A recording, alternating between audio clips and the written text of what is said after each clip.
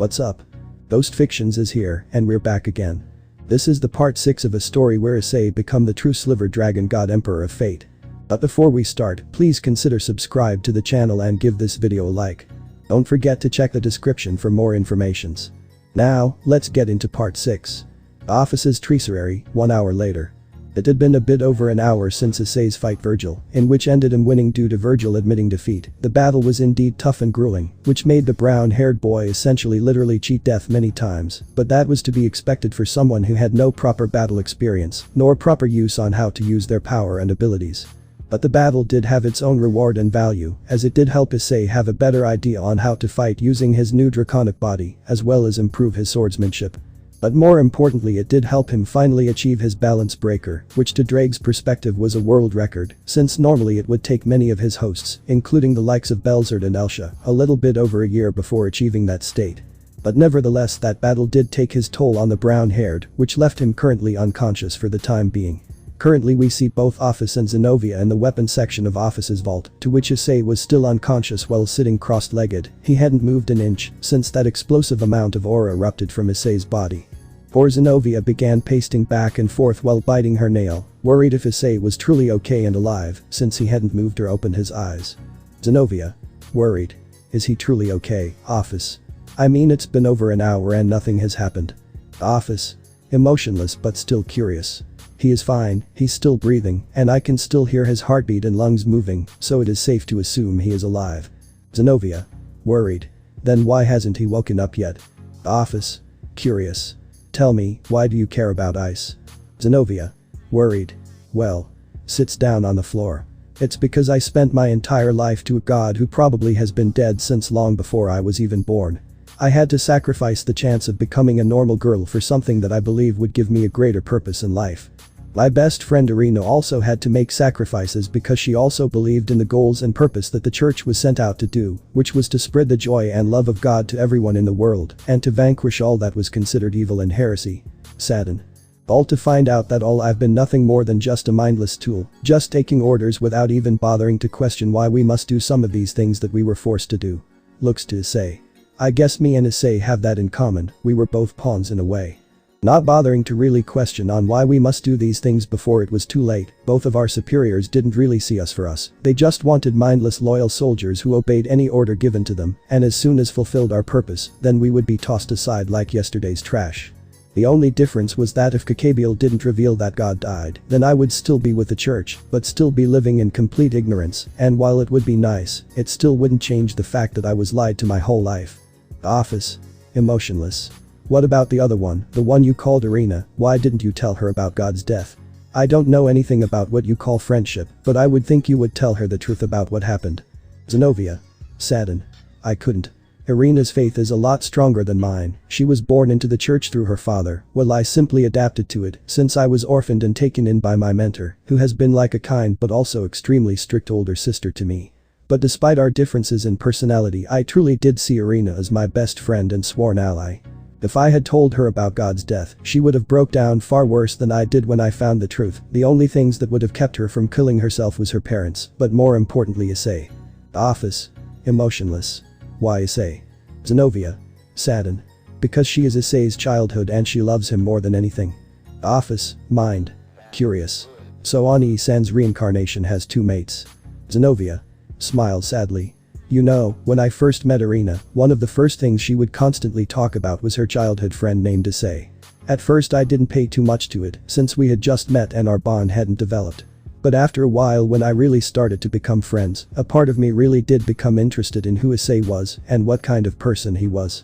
But when we found out he had become a demon, Irina was devastated because she couldn't believe that her childhood friend and crush had become the one thing we had sworn our lives to destroy. To be honest, at first I was very hostile towards Issei, but. Sadden. It wasn't mostly because he was a demon, but in my mind it was because he broke Irina's heart, because in a way her whole world revolved around Issei, and the fact he betrayed that and falling for another woman infuriated me to no end. But when Irina explained to me that she still loved Issei and believed that as long as it was Issei, then God would forgive him and possibly allow their relationship. Of course this was before I found out about his death. Office. Curious. So what changed your mind? Zenovia. Smiled sadly. Being with Issei did. He showed me that even in my darkest hour that there was always hope for a better tomorrow, but you needed to fight for it in order to make it happen. You could say I was inspired by him. Even though he may not have said in those exact words, but for some reason when I looked into his eyes, I saw a different message he was trying to send out but was overlapped by his pervertedness. I wanted to express my gratitude by being a possible member of his harem. Of course the way I expressed was not the right course of action. I tried to implore him about having sex with him and having children without giving any thought of what he really thought about it, as well as us being just teenagers.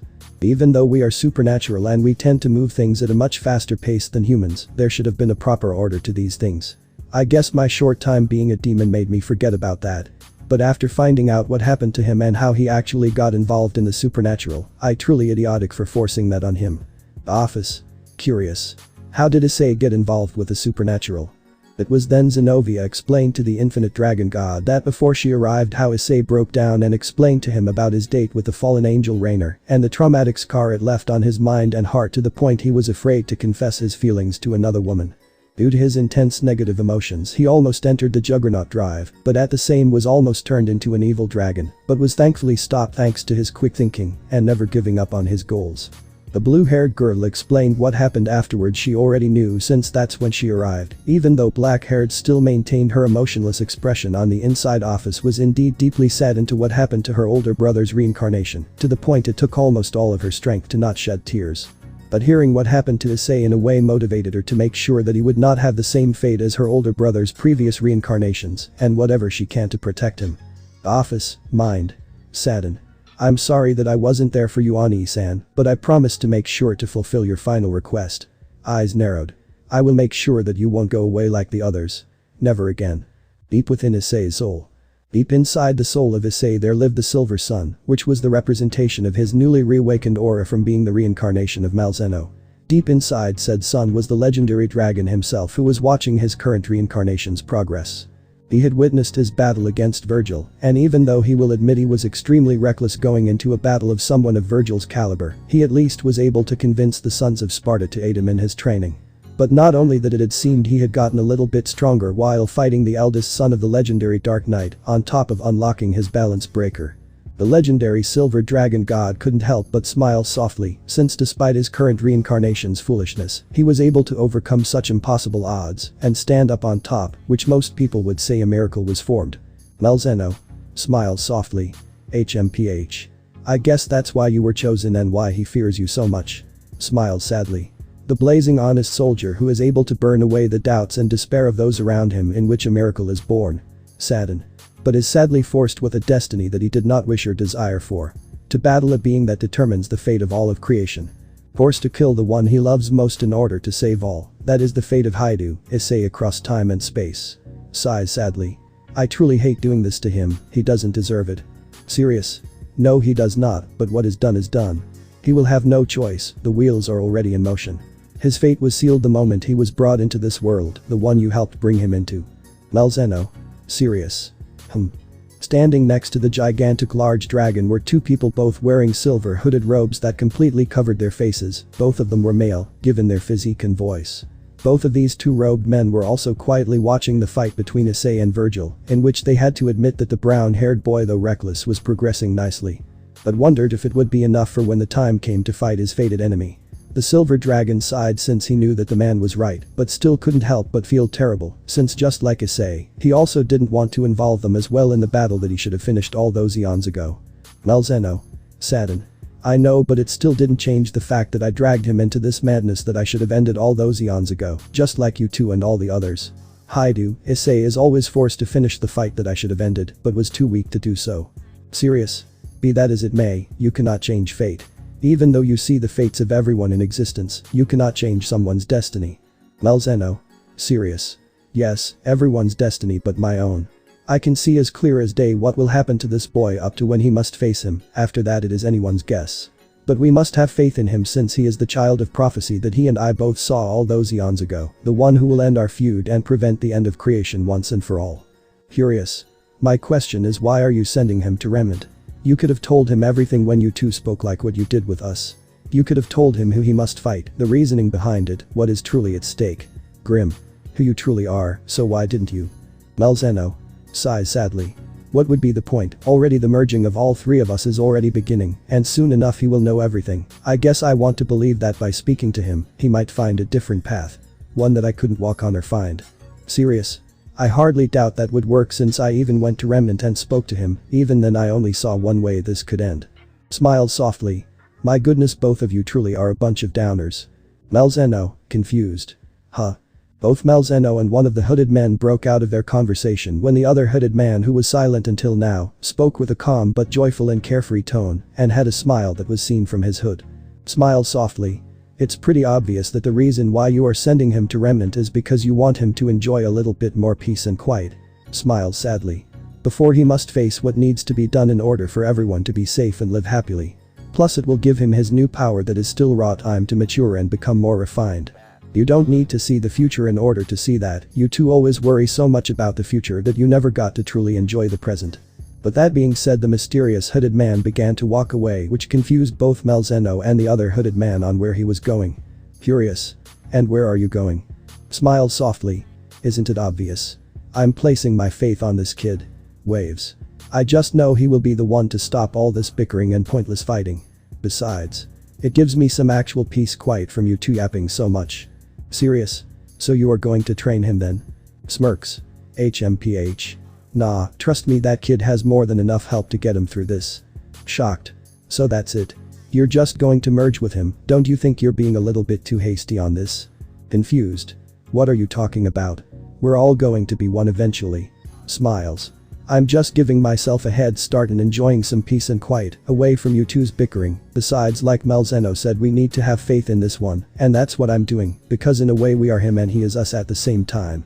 So if we don't have faith in him, it's the same as not having faith in us, and if one of us have doubts, then it will affect him as well. But that said, the hooded man left in silver particles that resembled stardust, going to meet the brown-haired boy. This left Malzeno in deep thought on what the man said, and even had to admit that he was right, since Issei was truly their only hope for redemption, and making sure not only this world, but every world was safe and could continue living. Malzeno. Serious. You know he's right, even though what he does may be foolish or unorthodox, he truly is our best bet no matter how you look at it. Serious. I know. I guess he is right. About us worrying too much about the future and not focusing on the now, which should be making this boy get the help he needs, and not just strength-wise, but mentally and emotionally as well. Malzeno. Curious. Are you going to follow his lead and merge with him? Nods. No, because just like you, it is not my time just yet. But soon when we are both ready to meet. Malzeno. Serious. Agreed. Curious. By the way, have you spoken to him yet? I would have thought he confronted us by now. Malzeno. Serious. I have had, and he has no interest in speaking to any of us. All he wants to do is just enjoy the show until he thinks it's time to grace Issei with his royal presence. Smiles. HMPH. I expect nothing less from him, but do you think he will be willing to help Issei? I mean, he is his descendant after all. Malzeno. Sighs. Serious. Hard to say, even as a spirit he is able to prevent us from using our clairvoyance on him, which concerns me, since I don't want that interfering with Issei, since he will no doubt need it in the long run. Smiles. I believe he will come around eventually, since as arrogant as he may be, he still truly loves this world, and he wouldn't let anyone, not even the gods themselves, tarnish his precious garden. Malzeno. Smirks. HMPH. I suppose so. Meanwhile with Issei. Currently we see ourselves within the unique mindscape where Issei battle against the eldest son Sparda Vergil. Both him and his younger brother Dante had just finished watching the memories life from his childhood, to him being thrusted into the supernatural, to how he was betrayed by the people he supposed to call family. They saw and witnessed how each of them slandered him due to him being extremely weak and perverted despite being the Sekiryuutei, but from what they saw from the brown-haired boy's memories, they couldn't blame for being weak, since he had only been in the supernatural for roughly 2 months, and they knew that godlike power just didn't grow overnight, since if that was the case then their own mother wouldn't have been killed by the demon sent by Mundus. But nevertheless, despite being forced into the supernatural as well as having new special trader talents, they could see that Issei truly did put his 100% into his training in order to become stronger. Not for himself but for those close to him, and to see them turn their back on him just because he wasn't showing rapid results angered them greatly. The one who was most aggravated was definitely Vergil, since battling the brown-haired boy, he could truly see that despite not having any real talent for weapons, magic, or hand-to-hand combat, he was able to push him to his limits, which was something not a lot of people could do, which greatly earned Vergil's respect. The eldest son of Sparta knew that this boy truly did have practically limitless potential if the right type of training was put into him, and given time he could no doubt surpass him and his brother given time. He was truly annoyed and aggravated by his parents and former peerage members for being so arrogant and impatient, since if they would have given Issei the proper training that he needed and given him more time, he would have been not only the greatest warriors that the underworld had, but also the greatest Sekiryuutei that ever lived. But now he started to believe in why Issei kept on telling him that they were more alike than they thought, since they were both alone and were never truly understood by anyone. He now knew that Issei and him were more alike than might think, especially right now, since deep down, both of them wanted to cry out their feelings, but couldn't, since all it would do show weakness, and they couldn't afford to be weak by any means. As the white-haired man looked over the unconscious Issei, whose head was still laying on Elsha's lap, he made promise that he would help train this boy in order to show him that there was indeed more to him than meets the eye, and prove all who wronged him that even someone who was plain and ordinary as him could achieve impossible feats. Vergil, mind. Serious. You will prove them all wrong because you will show them a power greater than they could ever imagine. Looks at Yamato. You will show them this devil's power, the power of Sparta. Dante. Serious. Damn, I've heard in the past that majority of the past Sekiryuutei didn't live such a grateful lives even towards the end of their lives, but to think this kid was going through something like this at such a young age is unimaginable, especially once you get to know him. I mean, sure, he's a pervert, but from what I can tell, he does have an honest and righteous soul within him. Belzard. Serious. I couldn't agree with you more, since even Elsha and I, who were the strongest out of all Ddraig's hosts, were not able to avoid the dark fate that lies for all who have the power of either heavenly dragon. Looks towards Issei. But when we saw this boy was able to resist the temptation of using the Juggernaut drive not once, but now twice, despite experiencing horrible and heartbreaking events that would make any user of Ddraig and Albion get hooked onto the power of the Juggernaut drive, we believe that this boy could be the one to finally end the curse that have plagued our lives even after our death. Dante. Serious. I see. And from what Ddraig told me that this Malzeno being told Issei to come find us in order to train him, does he believe that we could help him guide him towards a path that doesn't rely on the destructive power of the Juggernaut drive or something? Ddraig. Serious. That would be a safe assumption more or less. Concern while looking at Issei. Either way, I do want him to become strong without relying on that accursed technique. Elsha. Smiled sadly. My Ddraig, you sound concerned. Is it because you just found out that he is technically your grandson? Ddraig. Serious. Yes and no. While it is true that discovering that this boy is essentially in a way my kin, before realizing he possessed my sacred gear, has made me a bit more concerned for his well-being compared to my previous hosts. It is mostly similar to what Belzard stated earlier, in which I could tell from the moment I awakened inside this boy, I could sense there was something different about him, in which he wasn't like the others who were corrupted and addicted to my power. Even when he found out the capabilities if he were to master his sacred gear and my power, he paid it no mind since he only cared about gaining power for those close to him, which was something I found intriguing, and I believe it could be something that could lead to a path away from the Juggernaut drive. Vergil. Serious. Then that's what we'll do. Everyone. Confused. Huh. Vergil. Serious. We will help this boy find a path that is different from all the previous users of the boosted gear, one that will far surpass that of the Juggernaut drive. Dante. Shocked. Whoa, why is this definitely surprising? First you actually admit defeat to someone, but now you're willing to help someone gain power. Who are you and what have you done with the real Vergil? Vergil. Annoyed. Silence, you idiot. I'm doing this because this boy has proven his worth of wielding Yamato, and seeing this rapid growth that I've seen during our battle has intrigued me, and I'm curious as to where this new form of power will take him. Dante. Serious with a raised eyebrow. Really now? Vergil. Serious. Yes, but I also want to prove to not only those who wronged him but also himself that he has the potential to do the impossible, as long as he has the motivation to do so. Dante. Curious while stroking his chin. Alright then, so what do you suppose we do since you are so eager to train him? Vergil. Serious. Well, first things first, we need to find someone to help train him in the physical world, since there is only so much we can do as spirits, and there is only one person who has both the skill and strength to help train this boy. Dante. Grins mischievously. Oh, so that's where you're thinking, huh? You know, I was wondering why even now you were trying to focus all your senses, as if you were looking for something or rather someone. Vergil.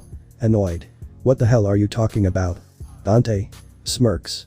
HMPH, oh come on Verg, no need to hide it. You've been trying to see how Nero has been doing. Vergil.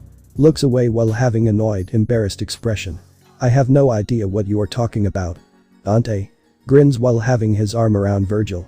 Oh come on Verg, there's really no need to shy, so you're worried about your kid, that's only natural for a father to worry about their kid even after death. Vergil. Annoyed. That's it. Begins to unsheath Yamato. I'm going to kill you once and for all. It was then Vergil began with godlike speed to try to slice Dante in half, to which the white-haired man was able to dodge gracefully, thanks to his trickster style, all the while maintaining that ridiculous grin on his face. This of course infuriated Vergil and thus began going after Dante, trying to slice him down. The scene made both the Welsh dragon and two of previous hosts sweat drop, since looking at it from their perspective, they were acting fairly childish. Ddraig, Elsha, Belzard, mind. Sweat drops while deadpanning. I'm actually kind of glad that I'm an only child. Of course all the ruckus that did cause a certain brown-haired boy to stir awake, which caught the attention of both the dragon and the two previous users of the boosted gear. When Issei opened his red-crimson eyes, he saw a beautiful woman with long wavy blonde hair with light green eyes. When the brown-haired boy first saw her, almost thought it was Asia given the blonde hair and green eyes, but upon further inspection, Issei saw that this woman looked a lot more mature and gave off a playful and weirdly mischievous aura around her. But the brown-haired boy still couldn't deny that he was staring at a beautiful woman. Issei. Groggy. Huh. An angel, crap, did my ass get killed and sent to heaven? That fucking sucks, especially after promising Zenobia that I would come back for her and confront Irina about her feelings about me. Grunts in annoyance. Damn it, and I really wanted to beat Vergil and prove myself worthy of wielding his sword, and a part of me also wanted to beat Vali and show him that even a worthless pervert like me could kick his ass any day of the week. Even if I do spend an eternity around a beautiful woman like this one here, I will ever get over breaking those promises I made. Ddraig. Serious. You're not dead, partner. Issei. Groggy. Huh, Ddraig, you're in heaven too. Damn, that means if we got in then just about anyone can get into heaven, huh? Ddraig. Deadpanned. You're not in heaven either, partner, believe me, I've been there, it's mediocre at best. Issei. Confused. Then. Points at Elsha. Why am I laying on the lap of a woman that looks like an angel? Ddraig. Sighing while facepalming. The fact that we are in a sense related boggles me. That is not an angel, Issei, this person is Elsha, one of the two previous users that I told you about. Issei. Confused. Elsha. Giggles. Foo. Although I did appreciate the comment since it was indeed flattering. Smiles softly. Honestly, Ice-kun, if that's the first thing you say to any girl, then I'm a little bit surprised that you haven't gotten yourself a girlfriend or two. Upon seeing her expression and the slight seductive tone she used, Issei couldn't help but become red as he shyly looked away, which caused the blonde-haired woman to giggle more at the brown-haired boy's expression, much to Issei's embarrassment. But Elsha also found Issei's expression in a way admirable, since despite everything he has gone through, it wasn't going to deteriorate who he was or let it get to him. Issei. Nervous. So you are the previous users of the boosted gear here to help me? Elsha. Smiles softly. Yes, I am. It's an honor to meet you, Ice-kun. Issei. Smiles nervously. HMPH. It's a pleasure to meet you as well, Elsha-senpai, I guess I'll be in your care until the foreseeable future. Elsha. Mind. Smiles. My. The way he looks and acts is so innocent, it's honestly hard to believe that someone like him is considered a pervert and the enemy of all women. Elsha. Smiles. Hey Ice-kun, can I ask you something? Issei. Curious. Yes, what is it, Elsha-senpai? Elsha. Smiles softly. HMPH. I have to ask, are you really that comfy laying on my lap? Issei. Blinks in confusion. Upon realizing that his head was on the blonde-haired beauty's lap, he quickly got off and began bowing apologetically, since he didn't mean to just casually lay on his senpai's lap even after waking up. Issei. Nervous while red. I'm so sorry, I didn't mean to just casually snuggle on your lap like that, senpai. Elsha. Giggles. Foo. You're fine, Ice-kun, there is nothing to be embarrassed about since I was the one who put you there after you fell unconscious. Issei. Serious while still red. But it's not alright. Elsha. Confused. Huh. Issei. Serious while still red. I mean, look at you, you're an extremely beautiful woman, and not only that, you were considered one of the strongest Sekiryuutei that ever lived, so that means you probably must have had a husband. Awkwardly looks away. Or husbands. Either way, I don't want to make either of us feel that we are being unfaithful to our significant other. Looks down sadly.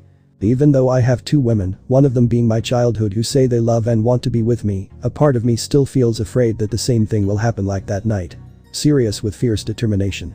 So, please Elsha-senpai, please accept my apology, because I don't want you to think I am trying to make any advancements on you when I don't even know if you already had someone in your heart to begin with.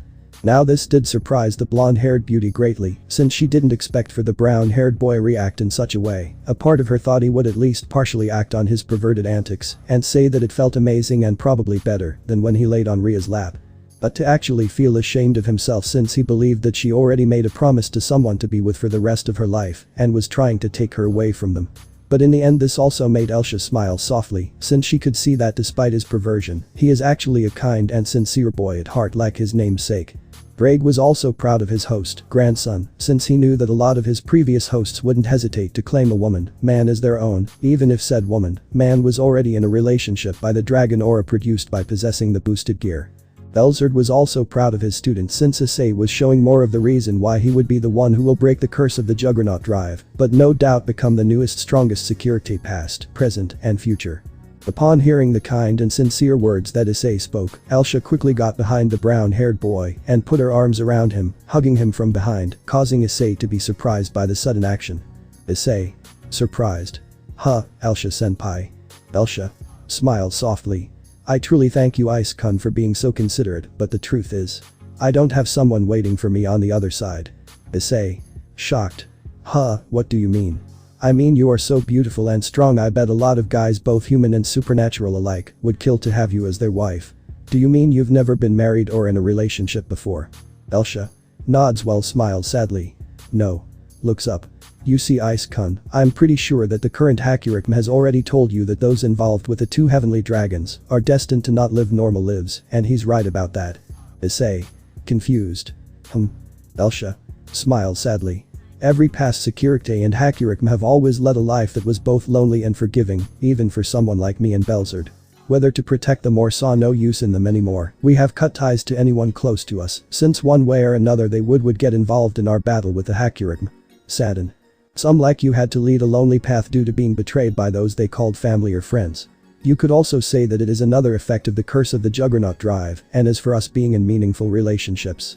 The majority of us thought it just wasn't meant to be, some of us course use Ddraig's aura in order to sleep with anyone we deemed fancy, or to release out pent-up frustration. Smiled sadly. I on the other hand could say I was a mix of both, a part of me did want to have a meaningful relationship, but with me the Sekiryuutei and always worrying that the Hakurikm will try anything to get to me and those close to me, so I sadly had to let go of those connections, believing that they would find a better and meaningful life, even if it meant I wasn't in it. Issei. Sadden. Elsha-senpai. Elsha. Smiled sadly while looking at Belzerd. And I'm sure even Belzerd had to make even harder decisions, given he was the strongest out of all the Sekiryuutei, making him have a larger target on his back. Smiled softly. But you're different Ice-kun because not only did you reject the temptation of using twice as a major feat for either Sekiryuutei and Hakurikm to overcome, but even after being essentially betrayed by those who were supposed to love you, you still continued forward and are not alone.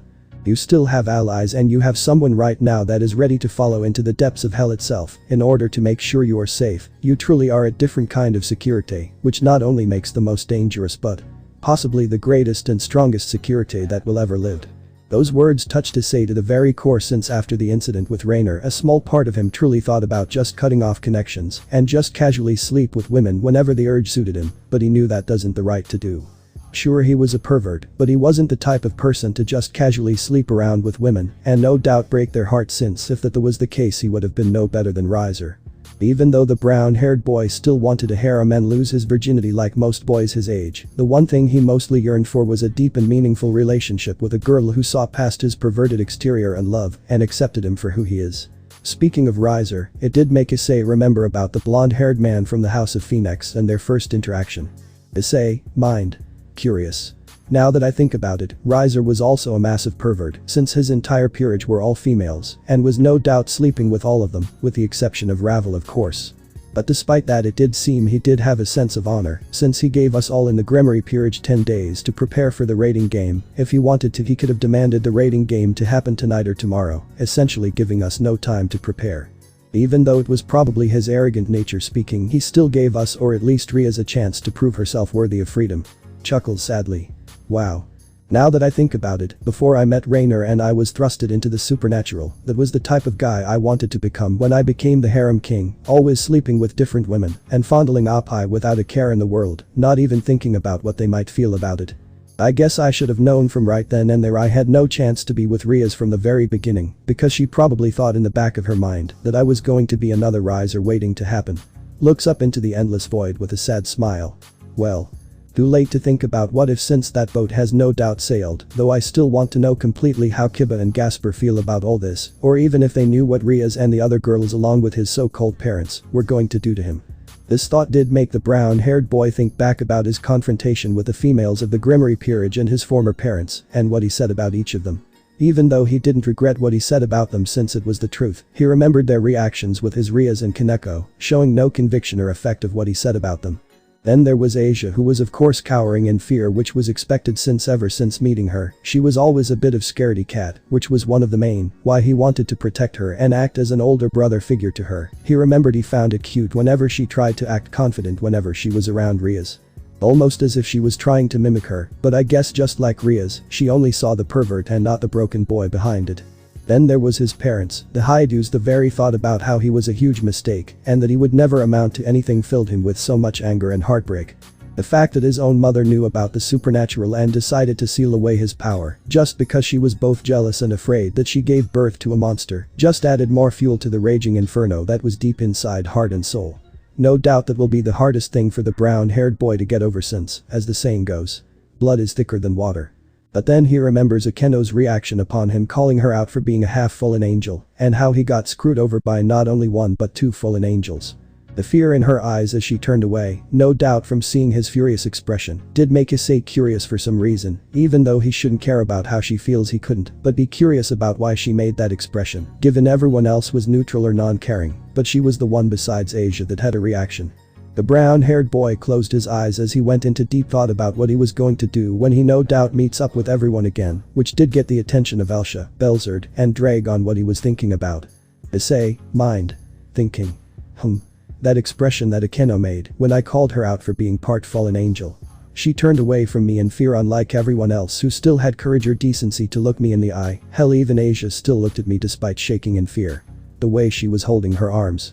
It was as if she was afraid than anything, and something tells me it has to do something about her heritage. Sighs.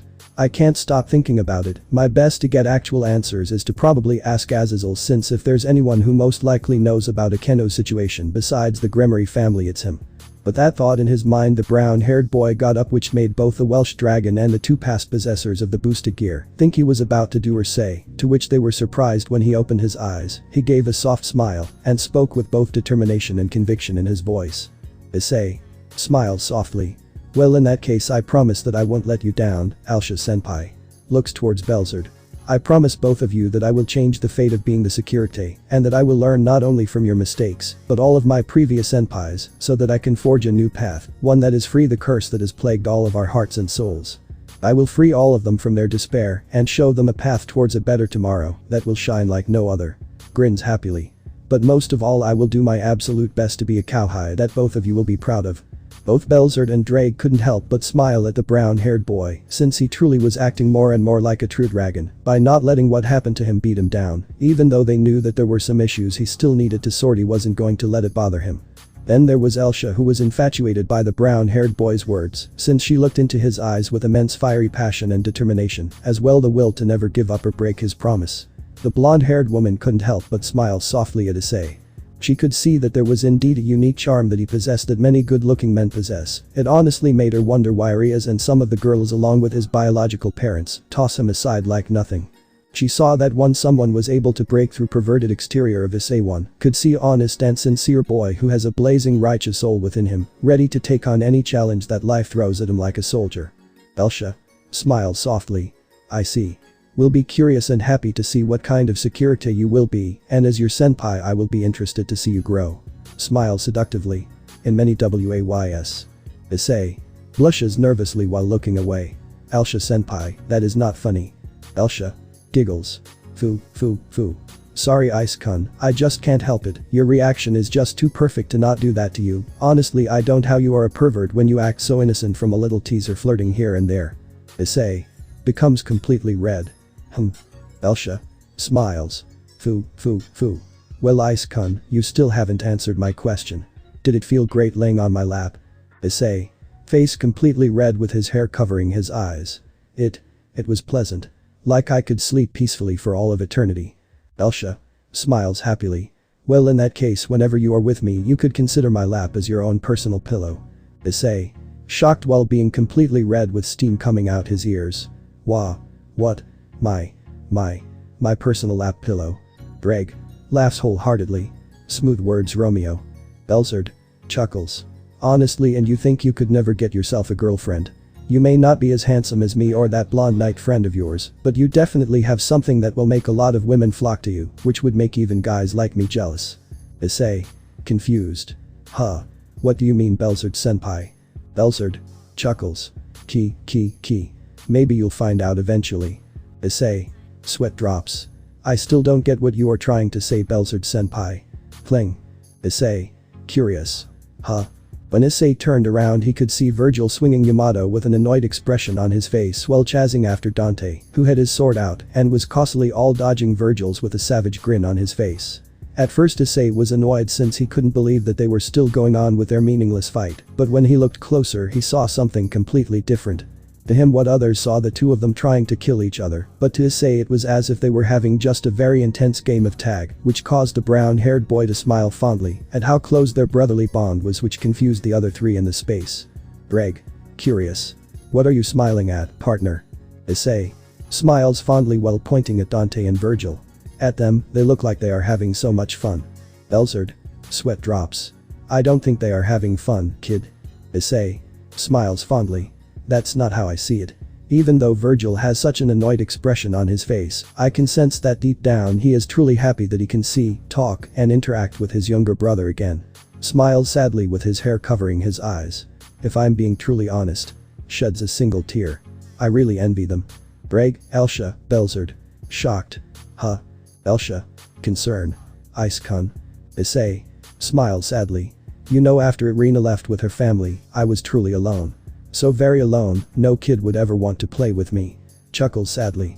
But I guess after meeting that old man at the park who told me the wonders of breasts, their parents probably told them to stay away from me since I would be a bad influence. As such, for the rest of elementary and some of junior high, I was alone until I met Mitsuda and Motohama, in which you could say the perverted trio was born, and even though I know us speaking at girls changing was wrong at the time, the mere fact of me having friends and not being entirely alone was actually worth it. Ddraig. Serious. Even though they pretty much ditched you every time you got caught, pretty sure that's not what friends do. Issei. Smiles sadly. I know, and that's why I already decided to cut ties with them for better or worse. But the point I'm trying to make is that sometimes I wonder if I had a sibling of my own, a brother who I would play and bond with, or maybe a sister who would rely on me and I would protect her no matter what. Smiles warmly while looking at Dante and Vergil. Even though we would have our differences or spouts as most siblings do, we would always have each other's back. Ddraig. Serious. Even though they would most likely pervert just like you. Issei. Chuckles nervously while scratching his cheek. Well, at least we have something in common, or at least know that we are definitely related. Smiles warmly. But hell, even if we were ridiculed at school for our perversion, it wouldn't matter to us because we always had each other. Saddened. Like family should. Ddraig, Elsha, and Belzard were indeed saddened by that last part, since they knew that the brown-haired was still hurting about his parents, betraying him more than the Gremory group. But were indeed surprised when Issei quickly wiped away his tears and put on a smile as he walked a little bit in the direction where the two brothers were clashing. Issei. Smiles. Hey, are you two having fun? Vergil. Dante. Startled. Huh. When the two white-haired looked to the source of the voice of the brown-haired boy who was now awake from his slumber. Upon seeing this, both brothers decided to stop their bout for the time being, since now it was time to begin the boy's training, and from what they saw from his memories, he doesn't have much time. Vergil. Serious. I see you're finally awake. Issei. Smiles sheepishly while scratching the back of his head. Yeah, sorry about that, I've always been a heavy sleeper. Dante. Smirks. HMPH. Well, good to see out and about, kid. Smiles sadly. We saw what happened to you, and believe me when I say that what happened to you was not right by any means. Issei. Shocked. You looked through my memories. Vergil. Serious. We asked Ddraig to show us what happened so that we could have a better understanding of not only your situation, but also to focus on the parts that you need training in. Which is a lot, by the way. Issei. Sighs sadly. Well, you don't need to rub that in my face, you know. Like, come on, until like few hours ago I was just a normal perverted teenager, and now I just find out that I was the reincarnation of a true dragon, and I'm sort of related to both King Arthur and Ddraig. So forgive me if I'm lacking in experience or talent. Vergil smirks. HMPH.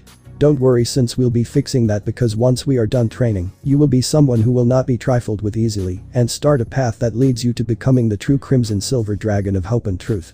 Issei. Curious. The true Crimson Silver Dragon of Hope and Truth, I don't know why, but I kind of like it. Ddraig smirks. HMPH. So do I, since I believe it is a perfect combination of both you being the reincarnation of the true Silver Dragon Emperor of the Stars and you also being my host, which is the Welsh Dragon of Domination. Vergil. Serious. I also suggested it since it represents both who you are as a person, but also your namesake, since from what I've seen you truly are an honest person. Even if you were a little bit too honest about yourself. Issei. Thinking. Smiles happily. You truly are a thoughtful guy, aren't you, Vergil? Vergil. Shocked. Looks away in embarrassment. Shut up. Dante. Grins. Oh, this day is just filled with surprises. Nudges Vergil. Look at you getting flustered, it seems that you dying has gotten you soft, hasn't it? Vergil. Annoyed while still embarrassment. I said shut up. Issei. Smiles warmly. But it's true, Vergil, because you see.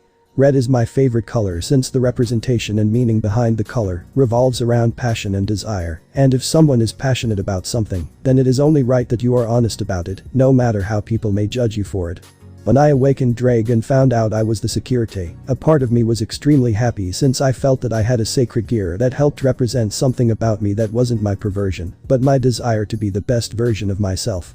Now that I've awakened my aura, which is silver, I have also grown a liking to the color, especially since the color represents protection from all things evil and corrupt, which represented Malzeno perfectly, since he wanted to protect this world from any evil or corruption that seek to do it harm.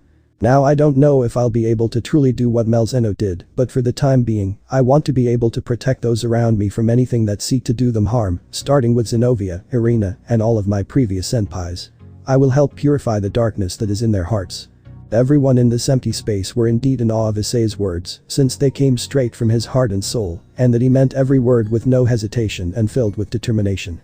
Vergil was definitely caught off guard, since he didn't expect for the brown-haired boy to think that deeply about a title he had just given him, but of course he couldn't help but put on a soft smile, which did go unnoticed by Dante. Dante, mind. Smiles softly. HMPH.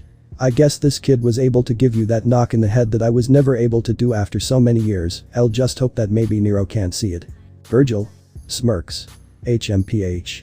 Well, in that case, take this new title with pride, since people just don't go around giving away titles such as these without properly knowing the person first, and after seeing your memories and us battling, I believe that this title fits you perfectly. So honor it well. Issei smirks while nodding. I will. Curious. But by the way, I was curious. What happened to me at the end of our fight, because all I remember is going into the balance breaker and we were about to clash and then nothing. Vergil smirks. Believe it or not, you won. Issei shocked. I did. Dante grins. Damn straight you did, even though you were unconscious your body still didn't give. Hell, you were able to make Vergil actually admit surrender, which to me and a lot people think is impossible. Issei shocked. Wait, I was unconscious. Annoyed. Damn it, then that means I didn't really win. Everyone confused.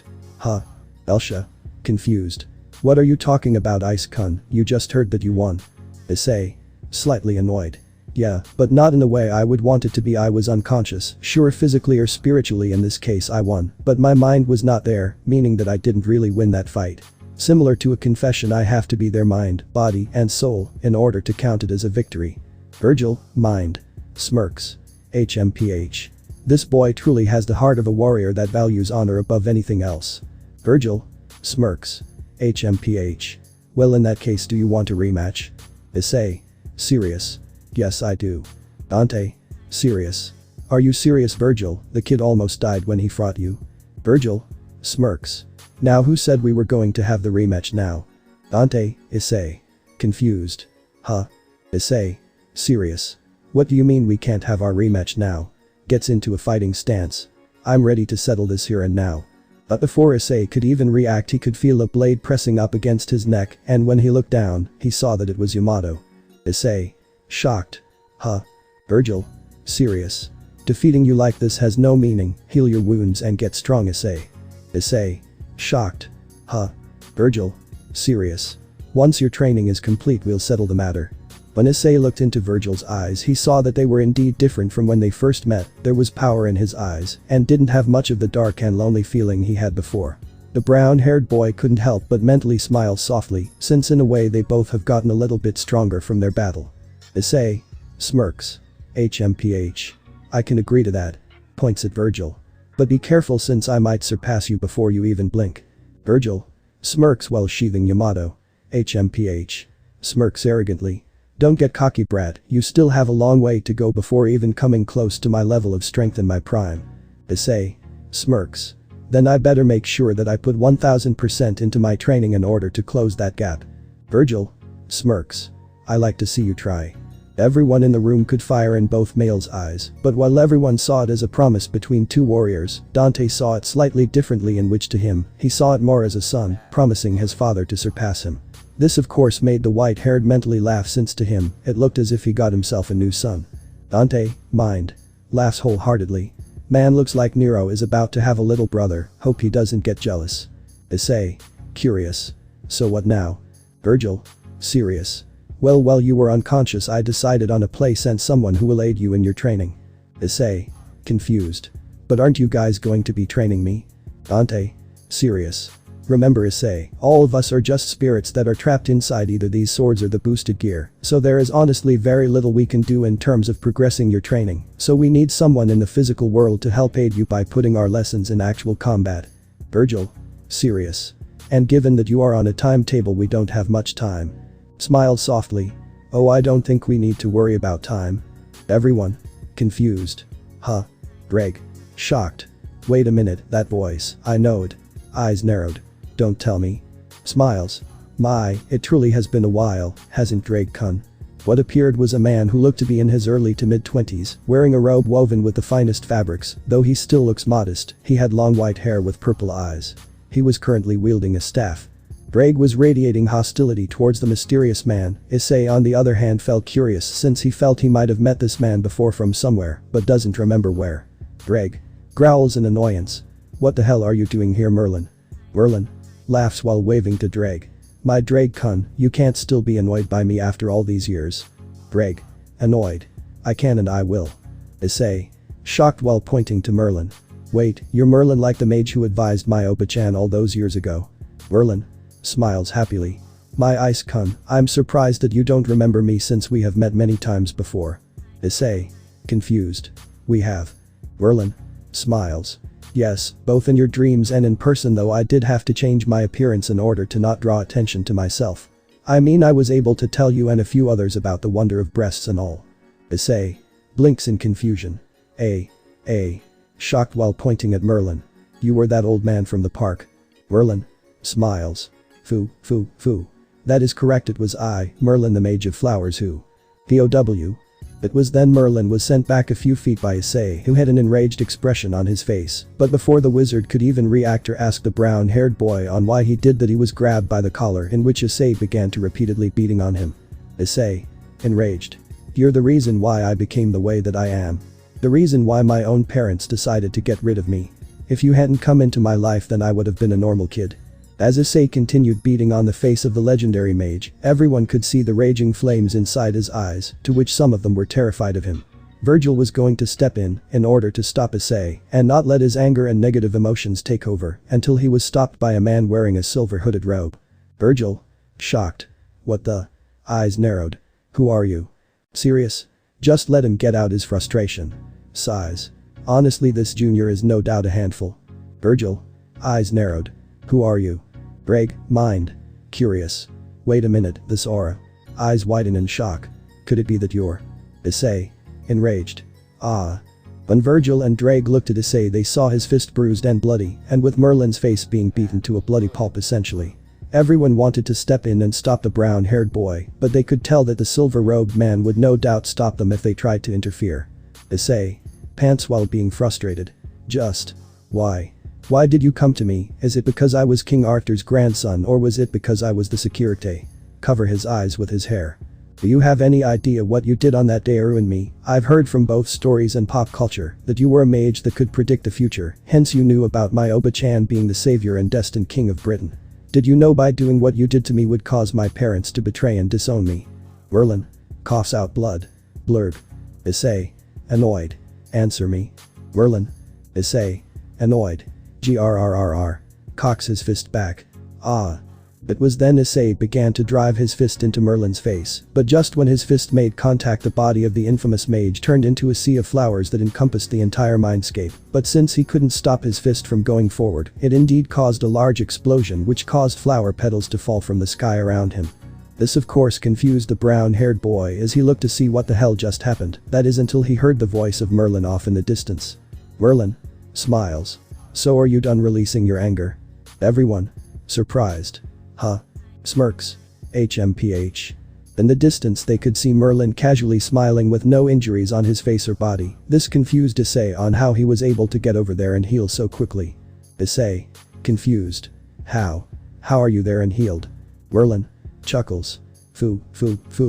Oh Issei, I've been around for a long time, and I've been keeping my eye on you since the day you were born, so believe me when I say that what you did was pretty predictable and saw it coming a mile away. Issei. Shocked. You've been keeping an eye on me since the day I was born. Creeped out. That is so creepy. Annoyed. But it doesn't change the fact that what you did to me that day resulted in me being betrayed.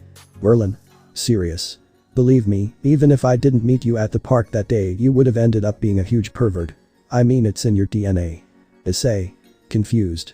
My DNA? Merlin. Serious. You said it yourself when you confronted your parents about why they disowned you. Issei. Serious. Wait. So you're telling me that my perversion is actually genetic? Annoyed. They have the audacity to call my perversion a disease when they also have it as well. Merlin. Serious. Well to be fair Issei, everyone is a pervert no matter how big or small, it's only a matter of how well they are able to control it. But you are different in a way since your form of perversion from what I've seen is similar to what modern day doctors call Tourette's, so you really can't help but being perverted even at the worst of times. Smiles. But at least you have enough self-control to not let those thoughts and tendencies control you completely, unlike some people in the world I know. Ddraig. Eyes narrowed. Like you. Merlin. Laughs while waving. Oh gosh no, at least when I did it I was able to win those maidens' hearts. Ddraig. Deadpanned. Yeah, until you broke their hearts and moved on to the next one, you damn incubus. Even a dragon like myself is not that heartless. Issei. Curious. Huh, an incubus. Ddraig. Serious. Incubuses are the male versions of the sex demons which you know as succubuses, who tend to seduce men in their dreams in order to steal away their life force. Merlin here is born from the union of a human woman and an incubus that later became the founder of modern-day magecraft. Issei. Curious. So he's a dream demon. Well, that would explain why he was able to enter this mindscape, but the real question is where he really is, since, even if he is half supernatural, then he surely would have hunted down due to his skills, or at least he heard of him being alive somehow. Merlin. Smiles. Oh, that's because I'm actually in Avalon. Ddraig. Issei. Blinks in confusion. Shocked. Yeah. Merlin. Smiles. Yup, after I foresaw the fall of Camelot, I fled to Avalon for safety. Ddraig. Serious. Like a coward. Merlin. Chuckles weakly. He. In any case, I knew that if I were to try to go anywhere, then no doubt members of different factions would surely come after me. I mean, I'm good, but I'm not powerful enough to trick the eyes of gods or satans for very long at the least. But thankfully someone told me of a place where none of the gods of the world would ever find me and how to get there. Ddraig. Serious. Impossible. Lord Malzeno locked the way to Avalon with a spell that he no doubt created himself, in which only he and he alone can use and open the path to Avalon. Eyes narrowed. You will tell us who was it that was able to open the path and let a piece of scum like you into my sacred homeland? Issei. Surprised. Ddraig. Issei. Mind. Sadden. I guess that makes sense why he is angry. Home is a special place that holds great significance to your heart, a place for ones to be at peace. So for someone who you don't like or hate to enter into that sacred place without your permission is no doubt the biggest disrespect anyone could do to a person. Smiles sadly. Even though I myself no longer have a home to go back to, I can understand how he feels and hope to make a home for myself and protect it with all my strength. Merlin. Smiles while chuckling. Foo. Points at Issei. Why, it was Issei here that told me. Issei. Blinks in confusion. I was the one who told you? Ddraig. Shocked. partner, why would you do this? Do you have any idea how damaging it would be to let Crichton into that sacred plane? Merlin smiles weakly. Ouch, that's sort of hurtful for you to say. Ddraig sadden. How could you? My own grandson has unknowingly allowed a disease into my sacred homeland. Sheds comedic tears. Now Avalon truly is gone for good. Issei shocked. Hey, I'm just as shocked as you are. Okay, I don't even remember or even how I was able to tell the pervy mage here on how to get to the reverse side of the world. Merlin sweat drops while downcast. Pervy mage, well that's a new one. Ddraig eyes narrowed. Then please tell me how this fruity ass dick wizard was able to enter the place of my birth. Issei sweat drops. Okay, first of all Ddraig, have you been looking into my memories, because I feel you were trying to say some modern slang. Which if that was the case, don't ever say that again, because even I don't say stuff like that again, since I'm pretty sure Mitsuda and Motohama are the ones to say that just sound cool. Second, instead of just arguing about it, how about we ask the pervy ass wizard? Ddraig serious. Alright then. Looks towards Merlin. Hey dick wizard, how the hell did you? Confused. Huh? Issei confused. When Issei and Ddraig looked at the legendary mage, that saw he was in downcasted state and was on his knees with dark clouds over his head. Everyone, including the mysterious silver-hooded man, couldn't help but sweat drop at Merlin's state. Issei confused. What's wrong with him? Dante sweat drops. I think you guys must have emotionally beat him to a bloody pulp with your name calling. Elsha sweat drops. I guess someone as old and legendary as him has a fragile heart. Vergil sweat drops. This is just humiliating to watch. Belzard sweat drops. Agreed. Issei surprised. Wow, really? I would have thought someone like him who's been with a lot of women must have been called every name in the book, but I guess I was wrong. Ddraig nods in agreement. The modern age is truly a terrifying time given some of the new names that people like Merlin are called. I guess he wasn't ready to be called that. Issei curious. I suppose so. Upon that statement, a certain squirrel-like creature roaming in the gardens of Avalon was jumping in absolute joy upon seeing the state Merlin was in. As well as the spirits of two fairy women singing in absolute joy, seeing the lazy and lecherous incubus mage being so absolutely defeated. Issei curious. Looks to Ddraig. Hey Ddraig, is it me, or do you feel that we might have made a few people very happy for some reason? Ddraig curious. Now that you mention it, yes, it might be related to what we did to Merlin here. Merlin smiles weakly. Forgive me, even though I have seen and heard a lot of the things that women have said to men even in the modern age, it has been a while or knew that it has been directed at me. Issei raises an eyebrow. Are we wrong? Merlin smiles weakly. Well, in this case you're not wrong, but still I would think you would be at least considerate. Issei eyes narrowed. Well, given that I'm still mad at you for essentially enticing my pervertedness, I believe that is me being quite appropriate. Now tell us how you entered Avalon. Merlin sighs. Like I told you before, you were the one who told me to enter Avalon, but of course not this you, the previous you. When you were a knight in your grandmother's court. Issei surprised. Wait, I was a knight in one of my previous lives, and you said I was in my Oba-chan's court. Shocked. Are you telling me I was one of the knights of the round table? Merlin smiles while nodding. Why yes you were. Points at the mysterious robed man. Actually you were once this man right here. Everyone surprised. Huh? Everyone in the mindscape quickly turned towards the direction of the mysterious silver-robed man, and they had to admit all of them with the exception Merlin were curious on who this person was. Especially since both Elsha and Belzard definitely knew he wasn't a past possessor of the boosted, because he didn't possess an aura of the Sekiryuutei, nor did he have the feeling of intense hatred or dread. But Ddraig felt something strange coming from this mysterious man, like if he knew from somewhere before. But it was then the mysterious man began walking casually towards Issei with a soft smile on his face. Ddraig mind eyes narrowed. If I remember correctly, I believe I only met one of the Knights of the Round Table right before I was killed and sealed away, and I believe his name was. Eyes widen in realization. It can't be. Smiles softly. It's finally good to see you, Issei. Issei curious. So you used to be me, and I was actually a Knight of the Round Table that once served my Oba-chan. Smiles softly. Yes, I was. Pulls off his hood. Back then we were once called. When the mysterious man pulled off his hood, who they saw was a white-haired man in his late teens or early 20s, but he carried the composure and aura of a seasoned mentor. He wore an attire that was befitting of a knight that was shining silver and gold in color with a black undershirt underneath. He wore two large silver shoulder pauldrons that looked like they were made from a shield. Smiled softly. Percival. Issei curious. Percival. Ddraig Smirks. Also known as Percival the Gallant and Knight of the Dove, who wielded the true Longinus. It truly has been a long time, hasn't it, Percival? Percival. Chuckles. Yes it has, Ddraig. Issei. Shocked. Wait, Ddraig, you know this guy? Ddraig. Nods. Yes, well it was brief. I encountered him randomly while he was on his quest to secure the Holy Grail. It was just a year or so before my final battle with Albion, in which it ended with me and him being sealed inside sacred gears. Percival. Smiles softly. Well, to be fair, I did try to warn you that if you fought Albion, you would meet a fate far worse than death. Ddraig. Sighs. Which at the time I thought you believed I would actually lose against that giant turkey, so I ignored your warning. Chuckles. Now looking back, I can now you were foreseeing my fate and were trying to warn me. Smirks. But I don't regret what happened to me, and believe neither does Albion, since both of us have gotten to meet many individuals who were able to use our powers in ways we couldn't have imagined, and I believe my current host here will no doubt surpass even my expectations. Issei. Surprised. Ddraig. Percival. Smiles softly. HMPH. Well, I'm glad everything did turn out well for the both of you in the end. Issei. Curious. So wait, I'm curious as to why you told Merlin to enter Avalon. Percival. Smiles softly. Why, in order to meet and train you, of course. Issei. Shocked. What? Percival. Serious.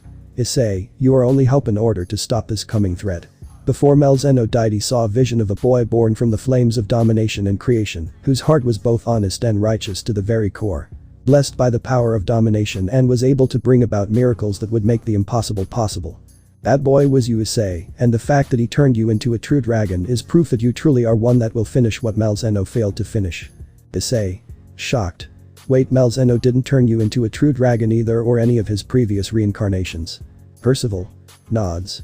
No, because that spell was only a one-time use and he was saving it for when you became his reincarnation. Issei. Shocked. What? Percival. Nods. You see, Issei, Malzeno has had many reincarnations, but not all of them have unlocked his aura completely. Some have had at least unlocked a portion of his power, like seeing glimpses into the future or having weird dream about the past that seemed too real to them. Only 2 of his previous reincarnations have been able to fully awaken his aura and make contact with him. I'm one of those 2 souls, which makes you the 3rd and final one.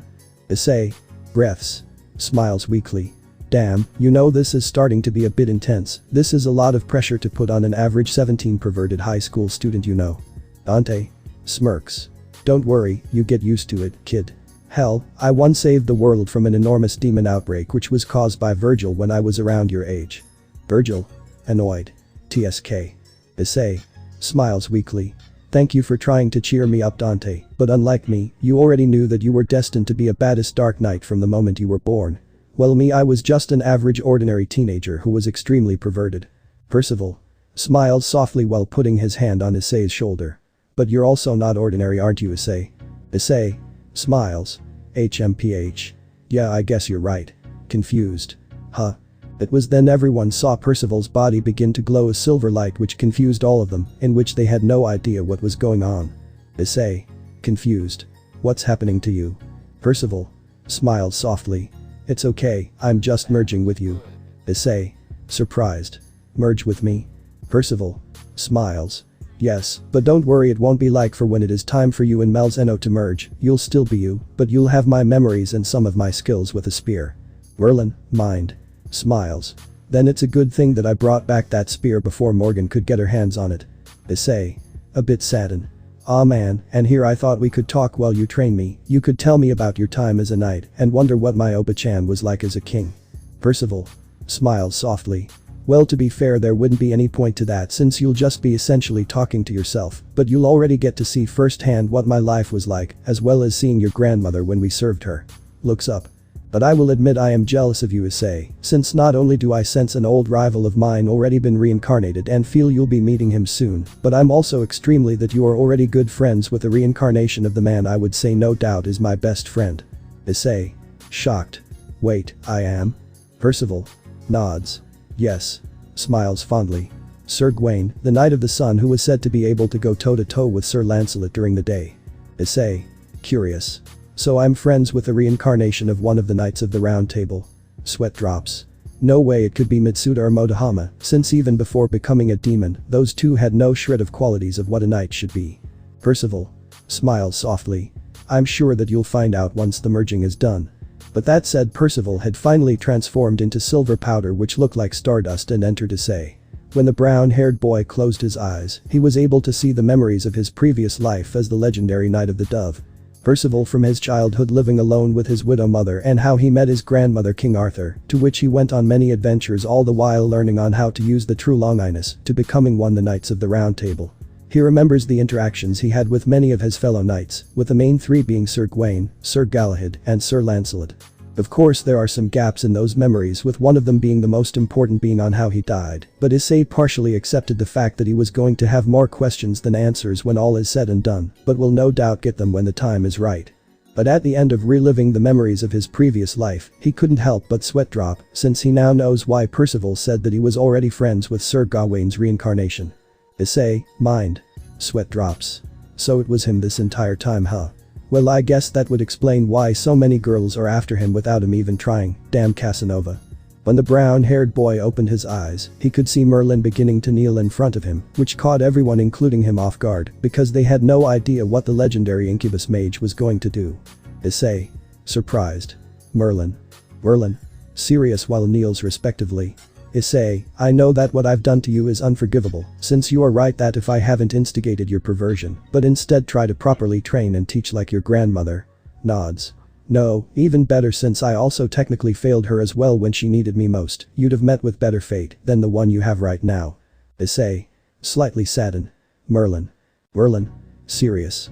I truly had thought about the things I've done for over the last 1,000 years and should have known to taken into better thought into my actions, since it could cause drastic consequences. While I do still believe that a part of me will still be a fool, I want to try to make amends with some of the mistakes I've made. Stares at Issei. Starting with you, Issei, and begin to properly train you the way I should have done all those years ago. Issei genuinely had no words to say, since looking through the memories of his life as Percival, he knew that Merlin could be quite the scoundrel and bit of a prankster, but still had the best intentions for humanity. But right now who he saw was a man who was asking for something that someone like who would never ask for in a million years. Forgiveness. The brown-haired boy did indeed go into deep thought about what he should do next. It was then he remembered about what Zenobia said about giving second chances to others, and while he knows that giving others second chances, let alone forgive them, will be easy for him to do given what has happened to him. But he could see that Merlin was at least trying to put in the work to earn said forgiveness. He should at least take that leap of faith. Issei. Sighs. Serious. Very well, I shall allow you to teach me everything that you know, Merlin. Merlin. Smiles while standing up. Thank you. Smiles happily. And while I'm at it, I will gladly teach on how to seduce that beautiful blue-haired knight and that chestnut beauty that. POW. It was then Issei, whose face was completely red from embarrassment and annoyance by what Merlin said, uppercutted him into the air. Issei. Growls in annoyance while red from embarrassment. It seems that you really haven't changed, have you? Besides. A bit pink while looking away. I don't want to seduce them, since it sounds like I'm using them, and I don't want that. I want them to want me out of love, not lust, which I know is pretty hypocritical of me given who I once was and what I used to spout out, but after looking back, even I have to admit that a part of what they said was right, and that my perversion was indeed a problem which not only got me in trouble, but also held me back in so many ways. I mean, my first unique move that I ever made when I unlocked with the boosted gear was based on my perversion. Merlin. Checks his jaw. Smiles. Ah, dress break was it? I must say, out of spells and techniques that I've seen Ddraig hosts use, yours was the most interesting and out of the ordinary. But it was that move that I believe that has the most potential. Issei. Confused. The most potential? How can such a perverted technique have potential? Ddraig. Serious. Even though I didn't want to admit it first, since that technique was based on the sole desire of you seeing women without any clothing, but deep in my I knew that if you were to properly use that technique, without using the perverted element added into it, then it would no doubt be a powerful and useful technique. Imagine, instead of ripping off women's clothes, you could instead use it to destroy armor or enchanted clothing, which could be extremely useful against other armored sacred gear users like Albion's host in his balance breaker or other powerful beings who have enchanted armor. Merlin. Smiles. Which I believe can be enhanced with an ability that you have inside the boosted gear. Issei. Curious. Wait, there's another ability inside the boosted gear besides boost and transfer. Ddraig. Serious. Yes, there is, but I believe it was heavily sealed away by the biblical god, along with another power of mine. Even with the power of the Juggernaut drive, it wouldn't be released. Merlin. Smiles. Well then how about I help you with that seal? I mean I'm sure if we combine our heads together, then I'm sure we can no doubt crack that seal in a jiffy. Ddraig. Slightly annoyed. HMPH. I don't think I will ever want to know what is inside that messed up labyrinth you call a brain. Serious. But given the circumstances and the unknown dire future that my partner must face, it would be a safe bet for him to have him unlock all my power in order to take on this challenge he has been given. Vergil. Serious. Merlin, you said before all of this side talking started that we didn't have to worry about time to train Issei. What exactly did you mean by that? Merlin. Smiles. Oh yes, forgive me, I got so riled up that I almost completely forgot. But simply put, there is a device that was created by an amazing inventor, mage from a long time ago, who wielded a sacred gear that controls the flow of time. What the device does is that it takes you to a special artificial dimension, in which the flow of time is different from that of our world, so essentially it would be like. Issei. Excited with stars in his eyes. Like 1 hour in the real world would be like a year in the artificial world. Merlin. Smiles. Sort of, but yes. Issei. Excited with stars in his eyes. I can't believe it, a real hyperbolic time chamber. Dante. Confused. A hyperbolic what now? Vergil. Curious. Issei, have you seen this device before? Issei. Smiles with excitement. No, but I have seen the concept of what he is talking about in my favorite anime ever. I just can't believe that some genius guy from the past was actually able to create something from one of the greatest shows that ever lived. Comedic Satin. I just wish he could have been alive to see it. Merlin. Smiles. Well actually it was a she, not a he. Issei. Curious. Oh really? Merlin. Nods. In fact she was actually a very famous artist and inventor during the time of the Renaissance. Her name was Leonardo da Vinci. Everyone except Belzard and Elsha. Shocked. What? The males in the mindscape were indeed shocked by this new revelation upon finding out that one of the greatest men in human history was actually a woman in disguise. But Issei and Ddraig quickly calmed down, since if their daughter was disguising as a man, then it wouldn't be too far-fetched if there were other famous men in human history that were actually women in disguise, but still the shock was still immense to get over. Issei. Sweat drops while scratching his cheek. Well. I guess that shouldn't be too surprising since King Arthur is my grandmother and all. Dante. Sweat drops. I'm still mentally getting over that as well, I guess history is indeed shrouded in mystery. Vergil. Thinking. Would that mean the Mona Lisa was a self-portrait of her then, or did she hire another woman to pose and swore secrecy of her gender? Issei. Shakes head. Crap, we're getting sidetracked here again. Curious.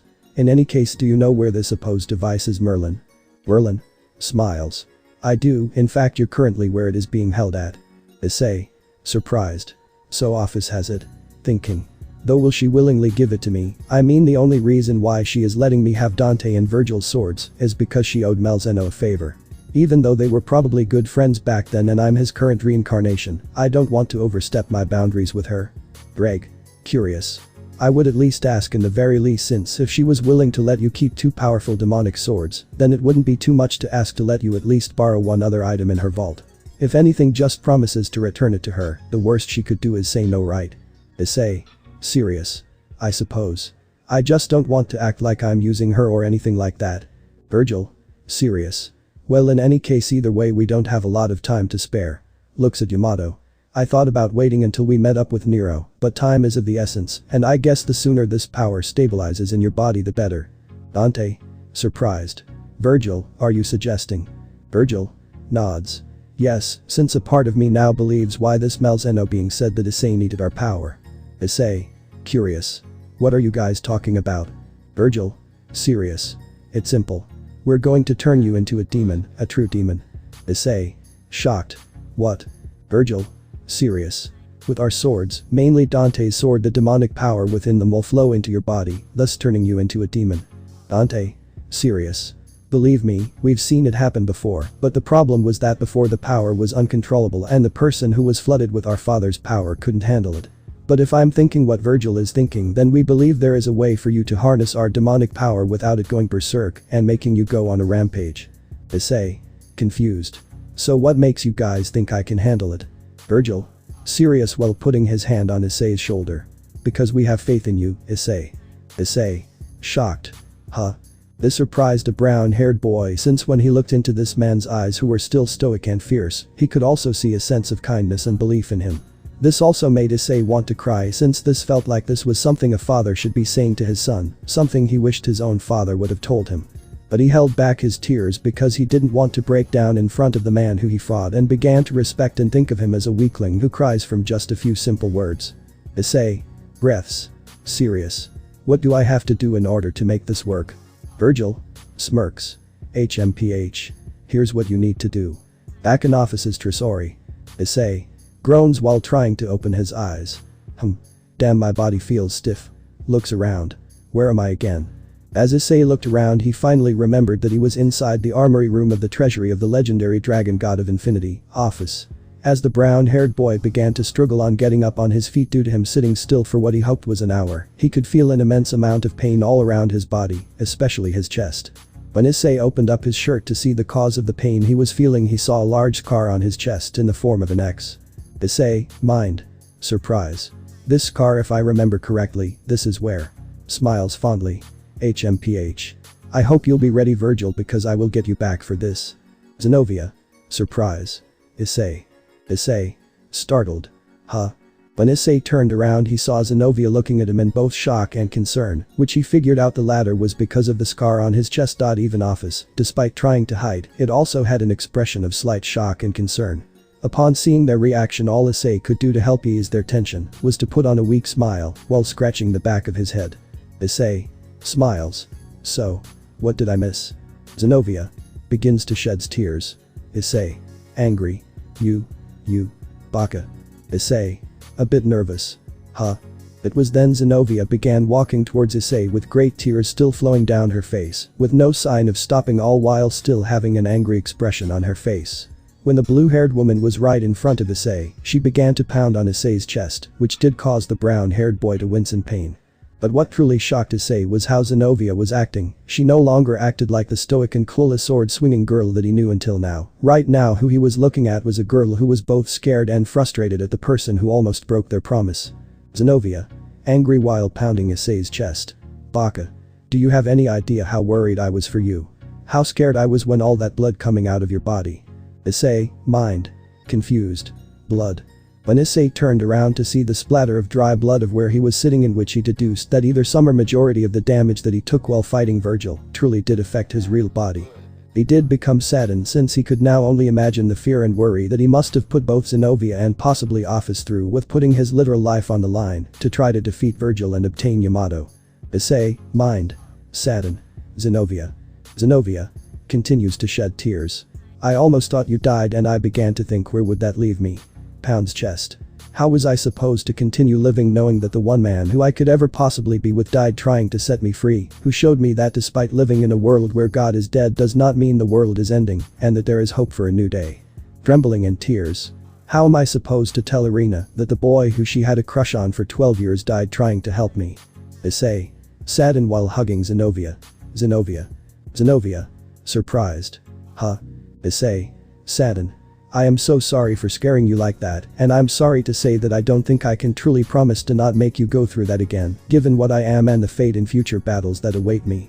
Eyes narrowed while holding tighter. But. Zenobia. Surprised. Issei. Issei. Serious.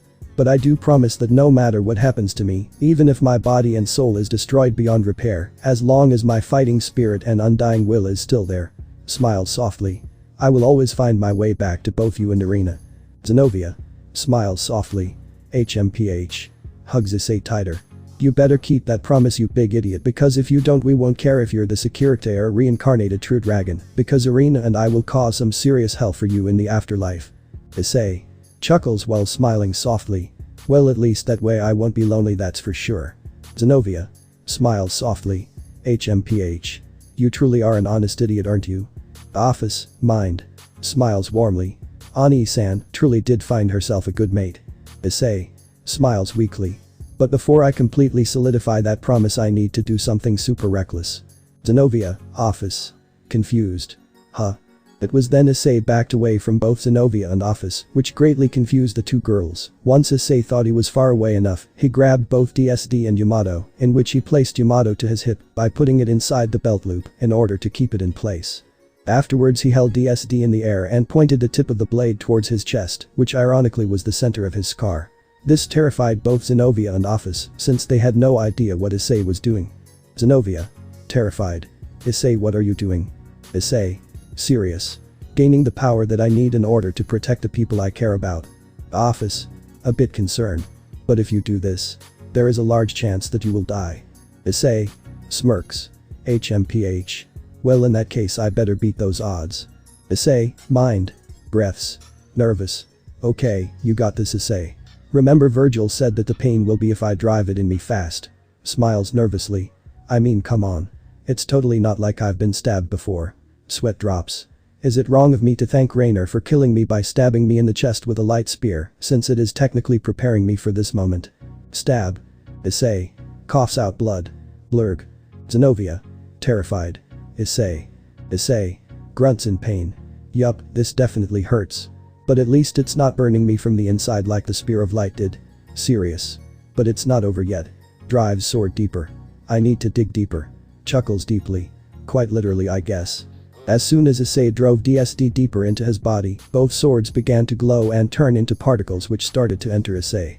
Once that happened, Issei could feel the immense amount of demonic power swelling up inside of him. The brown-haired boy couldn't believe the amount of demonic power that was currently within him, since this felt 100 times more powerful than he was just a pawn in Ria's peerage.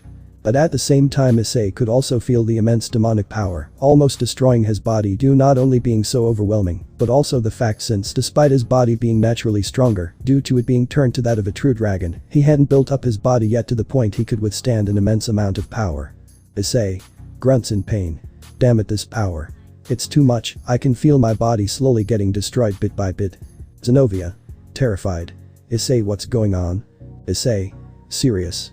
Zenobia, stay back, it's too dangerous. Office, please put up a barrier in front of both you and Zenobia. Office. Nods with concern. Hi. It was then the Office got in front of Zenobia and began to use her aura to place a barrier around both her and Zenobia, but that still didn't stop the jet black-haired loli from being absolutely concerned about Issei's well-being, since he was technically her older brother. Office. Mind. Concern. Ani-san, please be okay. Issei. Mind. Grunts in pain. Damn, the pain isn't stopping, but I promised Zenobia as well as Irina that I would always come back to them. Eyes narrowed. I don't want to see Zenobia like she was a few minutes ago, and I don't want Irina, my childhood friend who hasn't changed since the day she moved away, to feel the same way. As soon as Issei said the image of Irina on her knees in tears, crying upon finding out that he died performing what he was doing now.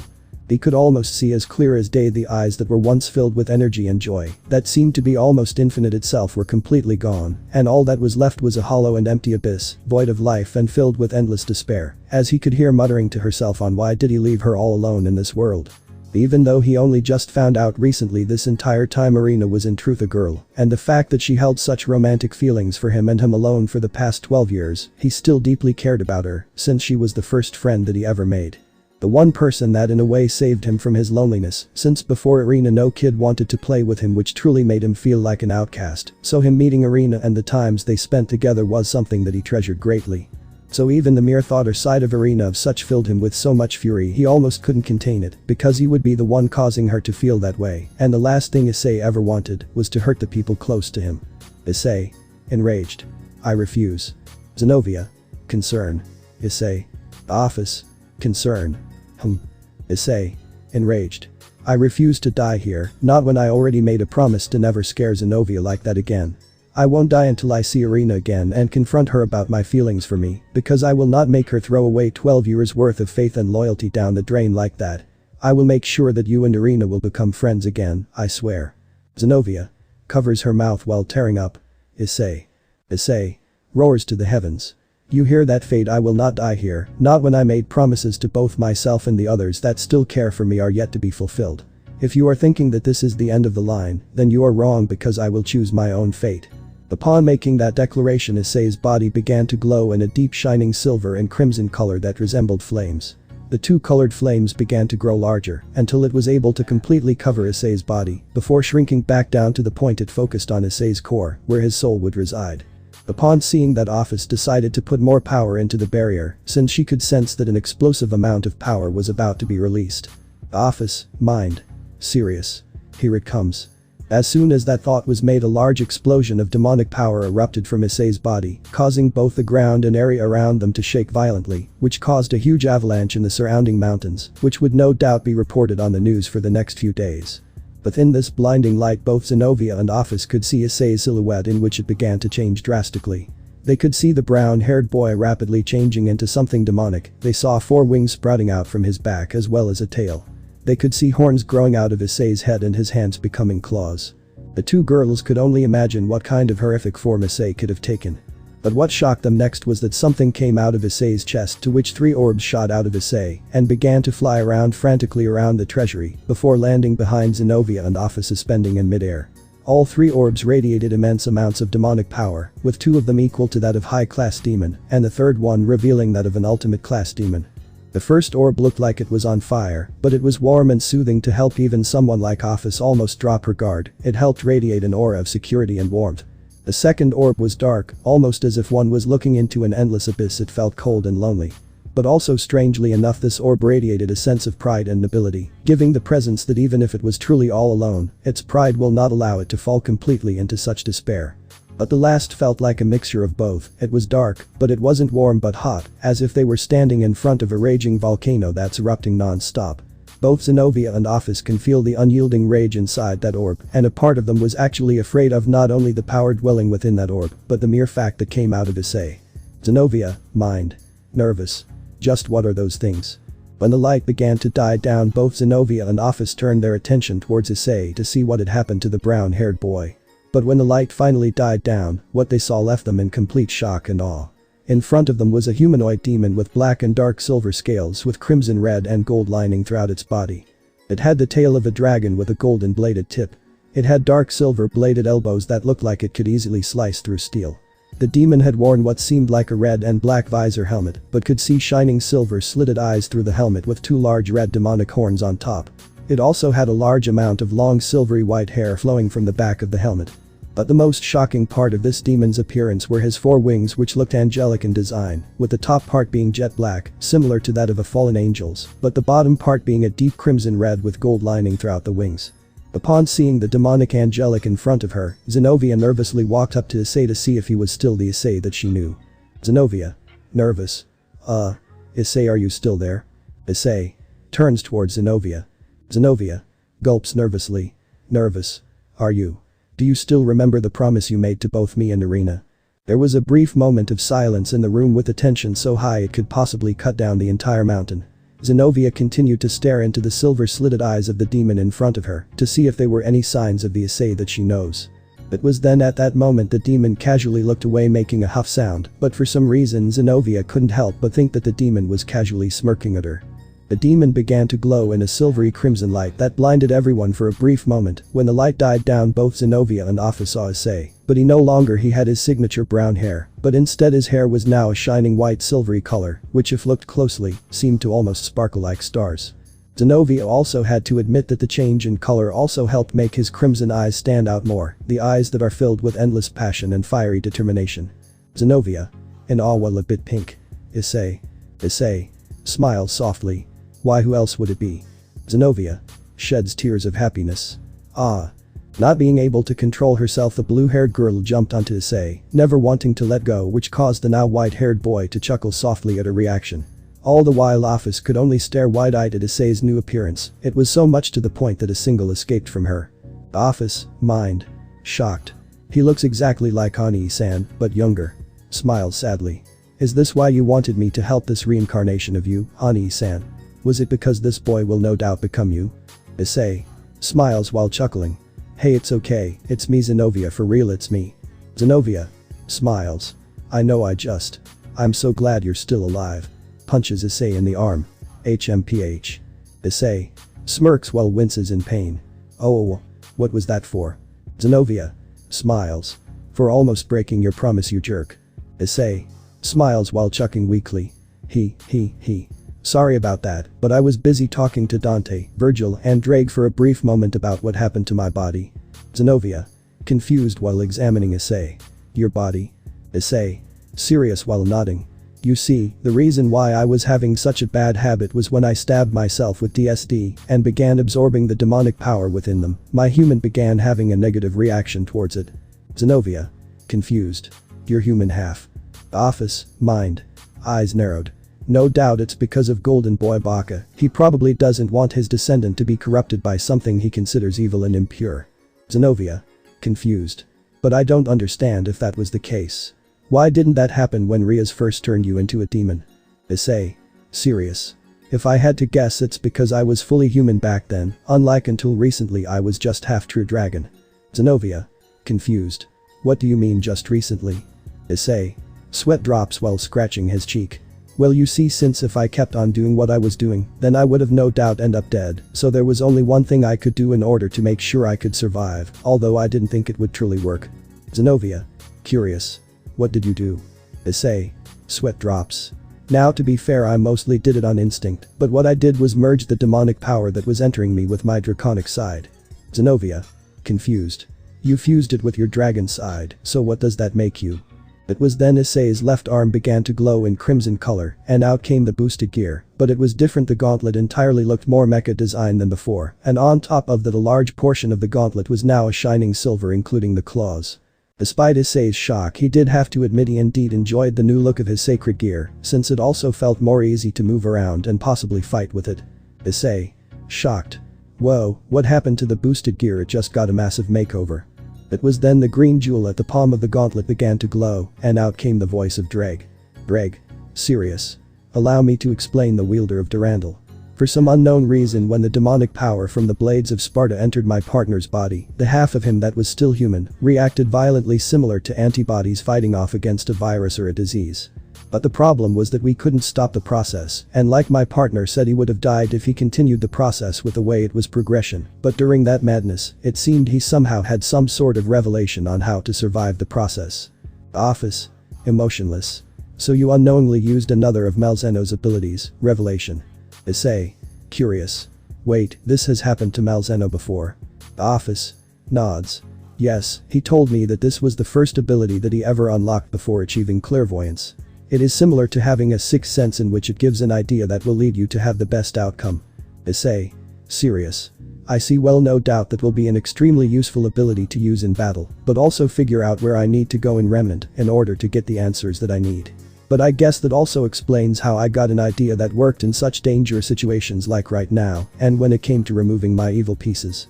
Zenobia. Confused. Okay, so you got the idea to fuse the demonic power with your draconic power, but that doesn't explain what that makes you. Are you a dragon or a demon? Ddraig. Serious. I was about to explain that. You see, my partner here has essentially become a class of dragon of his own, so to speak. Since, as you may or may not know, there are essentially 6 classes of dragons, which range from normal dragons who range low to high class. Above that are the dragon kings, who are able to rival that of Satan class beings. Then there are the evil dragons, who you saw my partner almost turned into one, who are no doubt above the level of a dragon king and are possibly close to heavenly dragon class. Of course, above that are the heavenly dragon class, which me and Albion are a part of, who transcend the likes of most god and Satan class beings alike to the point we can confidently kill gods permanently. Then there is the dragon gods, which Office, who represents the concept of infinity, belongs in that category to the point she could easily destroy the entire universe without breaking a sweat. Finally, there are the true dragons, the ones that both Malzeno and Great Red belong, in which they have the power that even transcends that of Office, who is a dragon god. But my partner here has essentially made an entire new class that belongs solely to him, which I will not sugarcoat. If trained properly and given time along with the power of the sacred gear, he will no doubt eclipse Malzeno in his prime. This shocked everyone in the room, especially Issei, since they couldn't believe what they just heard, that Issei has the potential to no doubt surpass even the strongest of the dragons. Issei was definitely the most shocked, since sure, he definitely feels a lot stronger than before, but not even he is that arrogant or cocky to think he could possibly go toe to toe, let alone surpass likes of Office, Great Red, or even Malzeno. Issei. Shocked. Wait, so you're telling me that potential has gone up that much? Ddraig. Serious.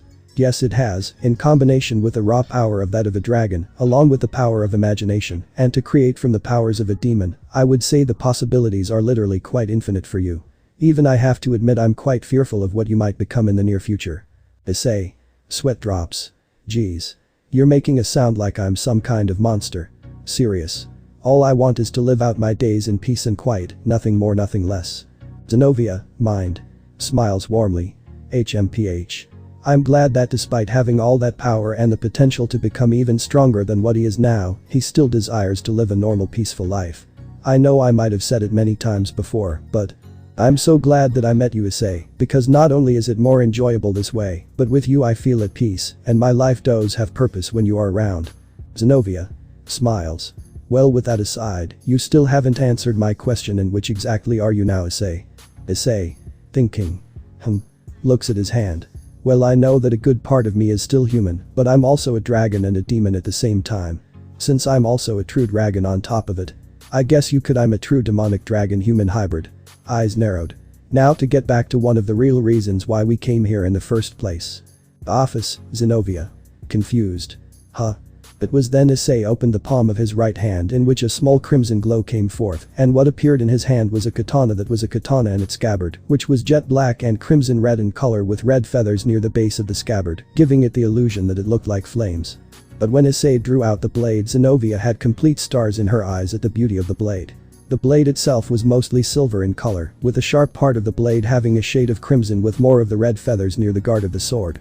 The guard had a mixture of both crimson red and gold, with a red jewel symbolizing a fireball. The pommel also had a similar design. Zenovia. In awe. Whoa, what is that sword? Issei. Smirks.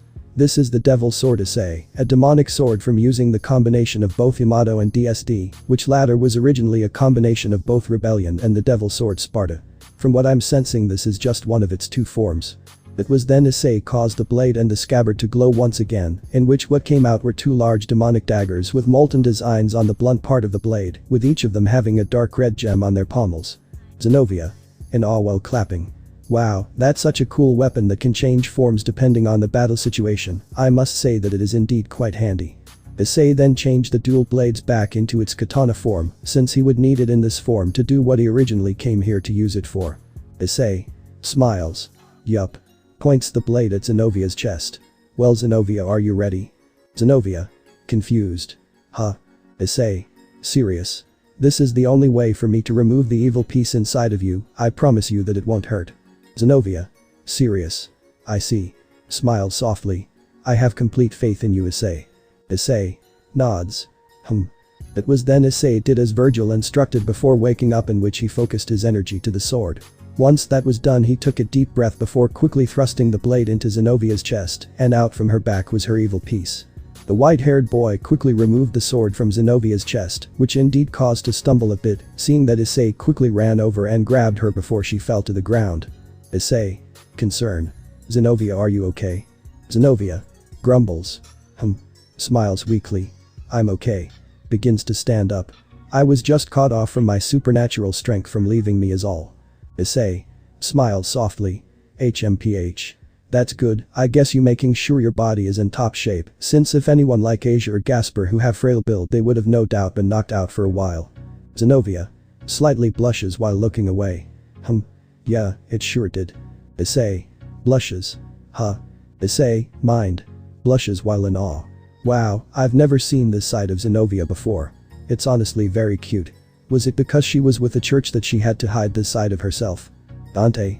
Grins mischievously. Oh, look at you, already making moves on beautiful blue-haired knight, woo. Damn kid, I'm sure I'm jealous of you.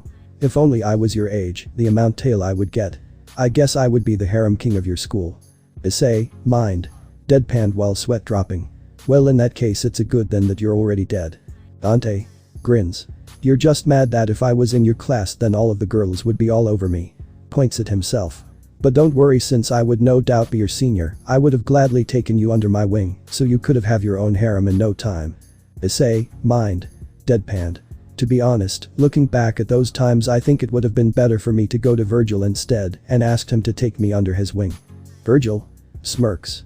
HMPH. A wise decision it would have been. I would had no doubt made you the strongest fighter in your school, no doubt about it. Dante. Sweat drops. Yeah, and then afterwards you would have convinced to try to take on every school in his country. Vergil. Smirks. If that's would take for him to gain more power, then I would have been proud of my student. Dante. Sweat drops. Honestly, a part me feels like you two are hopeless. Issei. Coughs into his hand while still a bit pink. Ahem. Serious. Well, in any case, I'll grab your evil piece and then we can get started on our way.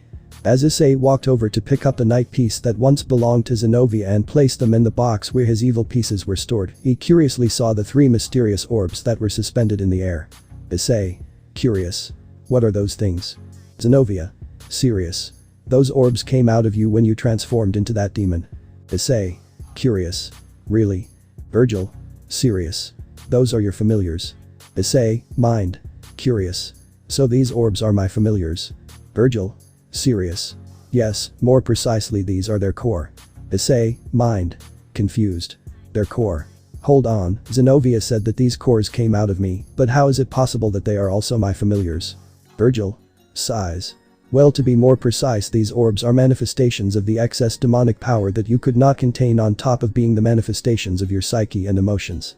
When I split my demonic and human half into 2 separate entities with the Yamato, I discarded the memories of me being Nilo Angelo, which took on 4 separate entities, to which my human half V took on 3 of them as their familiars.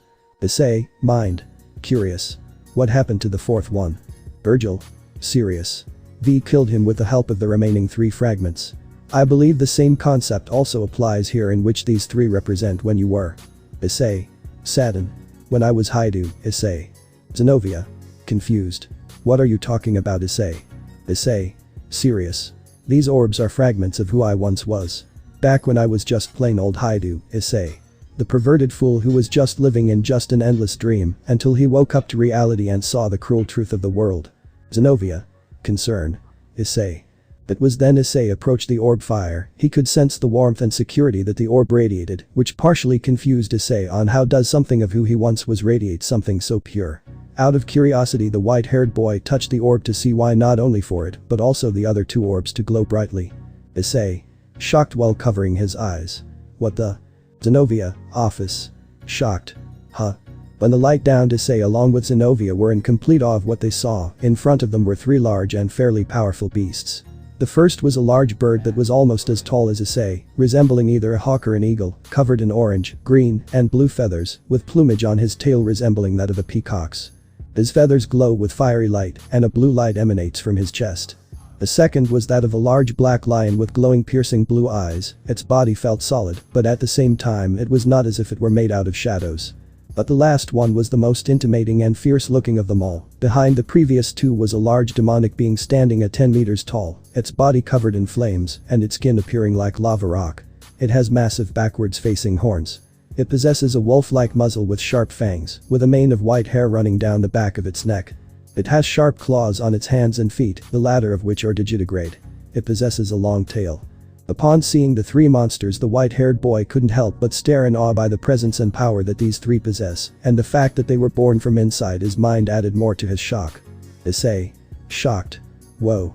These things are my familiars. Just the bird and lion alone feel that they are probably more powerful than Rias or Rias. That giant demon there. Gulps. If he was there when we fought Kokabiel, we probably wouldn't have struggled so much. They were born from my soul and psyche. It was then the phoenix approached Issei and began to speak in a soft and soothing male voice that shocked both Issei and Zenovia. Serious. Hello, Issei, my name is Cyrus. Bose. It is a pleasure to meet you. Issei. Zenovia. Shocked. Holy shit, it can talk.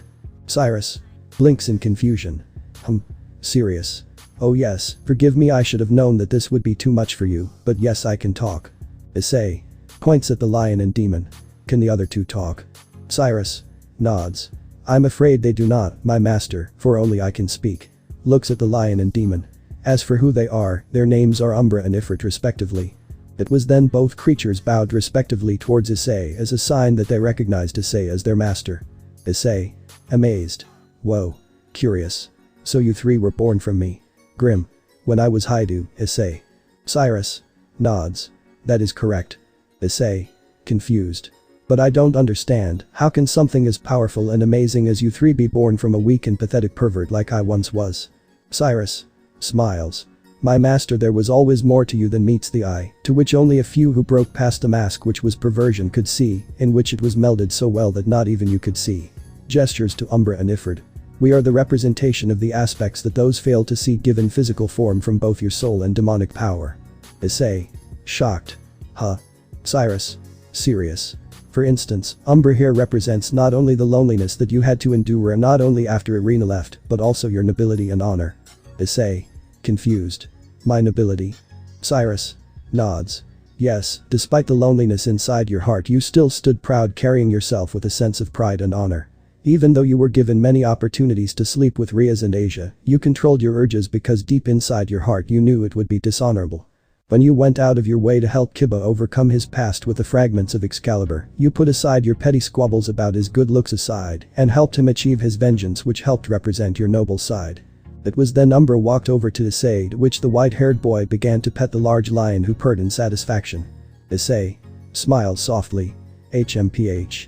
It's a pleasure to meet you, Umbra. Umbra. Purrs in delight. Purr. Issei. Chuckles. I don't why, but a part of me always did find myself as a cat person. Cyrus. Smiles. HMPH. Gestures to Ifrit. Ifrit represents your rage, your unyielding fury, especially when you see those who you love and care for are done wrong or hurt. When that happens, your rage takes over and you begin to destroy the very source of what caused your loved one's pain. Issei. Stares at Ifrit. I see. It was then Issei walked over to the large demonic beast who was staring at his master. When Issei touched the demon's head, he did not feel burned despite the demon looking to be constantly on fire, whether it was due to him being a dragon who is resistant to most elements, or the fact his flames were born from the essence of his very soul, he did not know. But when Issei looked into Ifrit's blazing orange eyes, he could see the anger that he also held deep within him, the anger of being betrayed, the anger of not protecting those close to him when it really mattered most, but most importantly, he saw the anger towards himself for the fact that deep down what Rias said about him being too weak was right. Until recently he was simply just a normal plain perverted teenage boy with no talent for magic, swordsmanship, or anything useful in battle or in life. Issei. Serious. Even though they were right about us, we will not let it get to us. We will become strong not to prove them wrong, but to prove ourselves that we are worthy of our power. Ifrit. Nods. Issei. Curious. So what do you represent, Cyrus? Cyrus. Smiles. I represent your kind heart and righteous spirit. I am essentially the embodiment of what you want to become as a person, the burning desire to be reborn as a person far better than what you once were. Issei. Smiled softly. I see. I guess that explains why your form is that of a phoenix, since they symbolize rebirth. Cyrus. Smiles. Perhaps, our forms were chosen based on what is deep inside your soul, which decided on what we take the shape of. Issei. Nods. Noted. Turns towards office. Office. Office. Curious. What is it, Issei? Issei. Smiles softly. I just want to say thank you for helping me with all of this. I know I couldn't do any of this without you. Office. Nods while smiles softly. No, it's okay, I'm merely helping to fulfill my promise to Malzeno-san, so if it truly does help you on your journey, then I'm willing to help. Issei. Smiles softly. Thank you, but if you don't mind, and I really hate to ask you, but. Claps his hands together. Is it possible for you to grab the key to the time-altering dimension made by Leonardo da Vinci? I was told that you had it here in your treasury. Office. Blinks in curiosity. Smiles softly. Of course, I will be right back. But that said, the dragon god of infinity floated towards a different direction of her treasury to grab the dimensional key. When that was done, Issei turned his attention back to his three familiars in order to figure what to do with them, since he can't walk around the human world with them following, and he couldn't send them back to the familiar forest, since no doubt their presence would spook the inhabitants there. Issei. Curious. Hey, since the three of you came from inside of me, is it possible for you three to return inside of me until I need you, because I don't know about you three, but I can't be expecting walking around the human world with three giant monsters following me. I don't know what to expect when I enter Remnant, since for all I know the inhabitants are similar to that of my world. Cyrus. Nods. Yes, we can, but currently at your current state the best you can do is hold at least two of us inside of you without being overwhelmed by our demonic power. Issei. Thinking. I see. Well, that will be tricky, since even if we did some sort of rotation, then it would still mean that one of you will be exposed. Upon seeing the dilemma in his master's expression, Umbra walked behind Issei until he was on top of his shadow, which confused the white-haired boy on what the black lion was planning on doing. It was then Umbra began to submerge himself into Issei's shadow, becoming one with it. This both shocked and amazed the white-haired boy, since he couldn't believe that his familiar could do something so amazing like merging with his shadow. Issei. Shocked and amazed. Amazing, you actually merged with my shadow. Umbra. Nods while growling. Grrr. Cyrus. Smiles. My, I must say that is impressive. With this me and Ifrit can remain inside your soul, while Umbra remains in your shadow in order to not overload you. Issei smiles while looking at Umbra's eyes. Good job, Umbra. Umbra growls in satisfaction. Grrr. With the decision made, both Cyrus and Ifrit transformed into their sphere form and began to float inside of Issei. Zenobia smiles. So now with that settled, do you know our next plan will be? Issei nods. I do. Once Office returns with the key I asked for, we're going to meet up with Vergil's son, Nero, who is thankfully still alive. There I'm going to have him help train me in order to get stronger before the Peace Summit. Zenobia curious. Okay, but the Peace Summit is at the end of the week, which gives roughly 5 days in order for you to get stronger. I don't think you will be able to make much progress in just a few days. Issei smiles. That is why I am asking Office to grab me that key, since that key opens up to a pocket dimension where the flow of time is different from our own. So a whole day could possibly add up to a whole year in that pocket dimension. Zenobia smiles. I see, that's amazing. In that case I'll join you, since no doubt I'm no longer a demon. I would imagine it will be easier for me to wield Durandal now. Issei serious. Yes, but it probably won't be easy to convince Nero, since he no doubt hates Vergil for bailing on him, on top of the fact that I took the swords that by all rights should have belonged to him, so the chances I might to fight him in order to convince him to help train me. Zenobia serious. I see. Office emotionless. I have returned. When both Issei and Zenobia turned around, they saw Office floating right behind them, holding a key that looked almost steampunk in nature, but had intricate gears moving within the key, which surprised both Issei and Zenobia. Office emotionless while hands over key. Here you go. Issei surprised. Wow, thank you, Office. So do you have any idea how it works? Office emotionless. Just place the key inside a door, and once you open it, it will take you to a dimension where 1 hour will equal 1 month. Issei smiles. Seems simple enough. Puts in his pocket. I'll make sure to bring it back to you when I can. Office nods. No, please keep it, since I believe you will definitely need it on your journey. Issei shocked. Really, are you sure? Because I heard dragons really value their treasure, and I don't want to feel like I'm just taking stuff from you. Office nods. It is fine, besides there is one last thing I want to give you before you leave.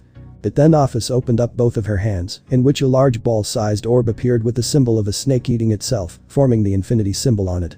Issei shocked. What is that? Office emotionless. This is a portion of my power. If you take it inside of me, then it will make you become strong. Issei serious. I see.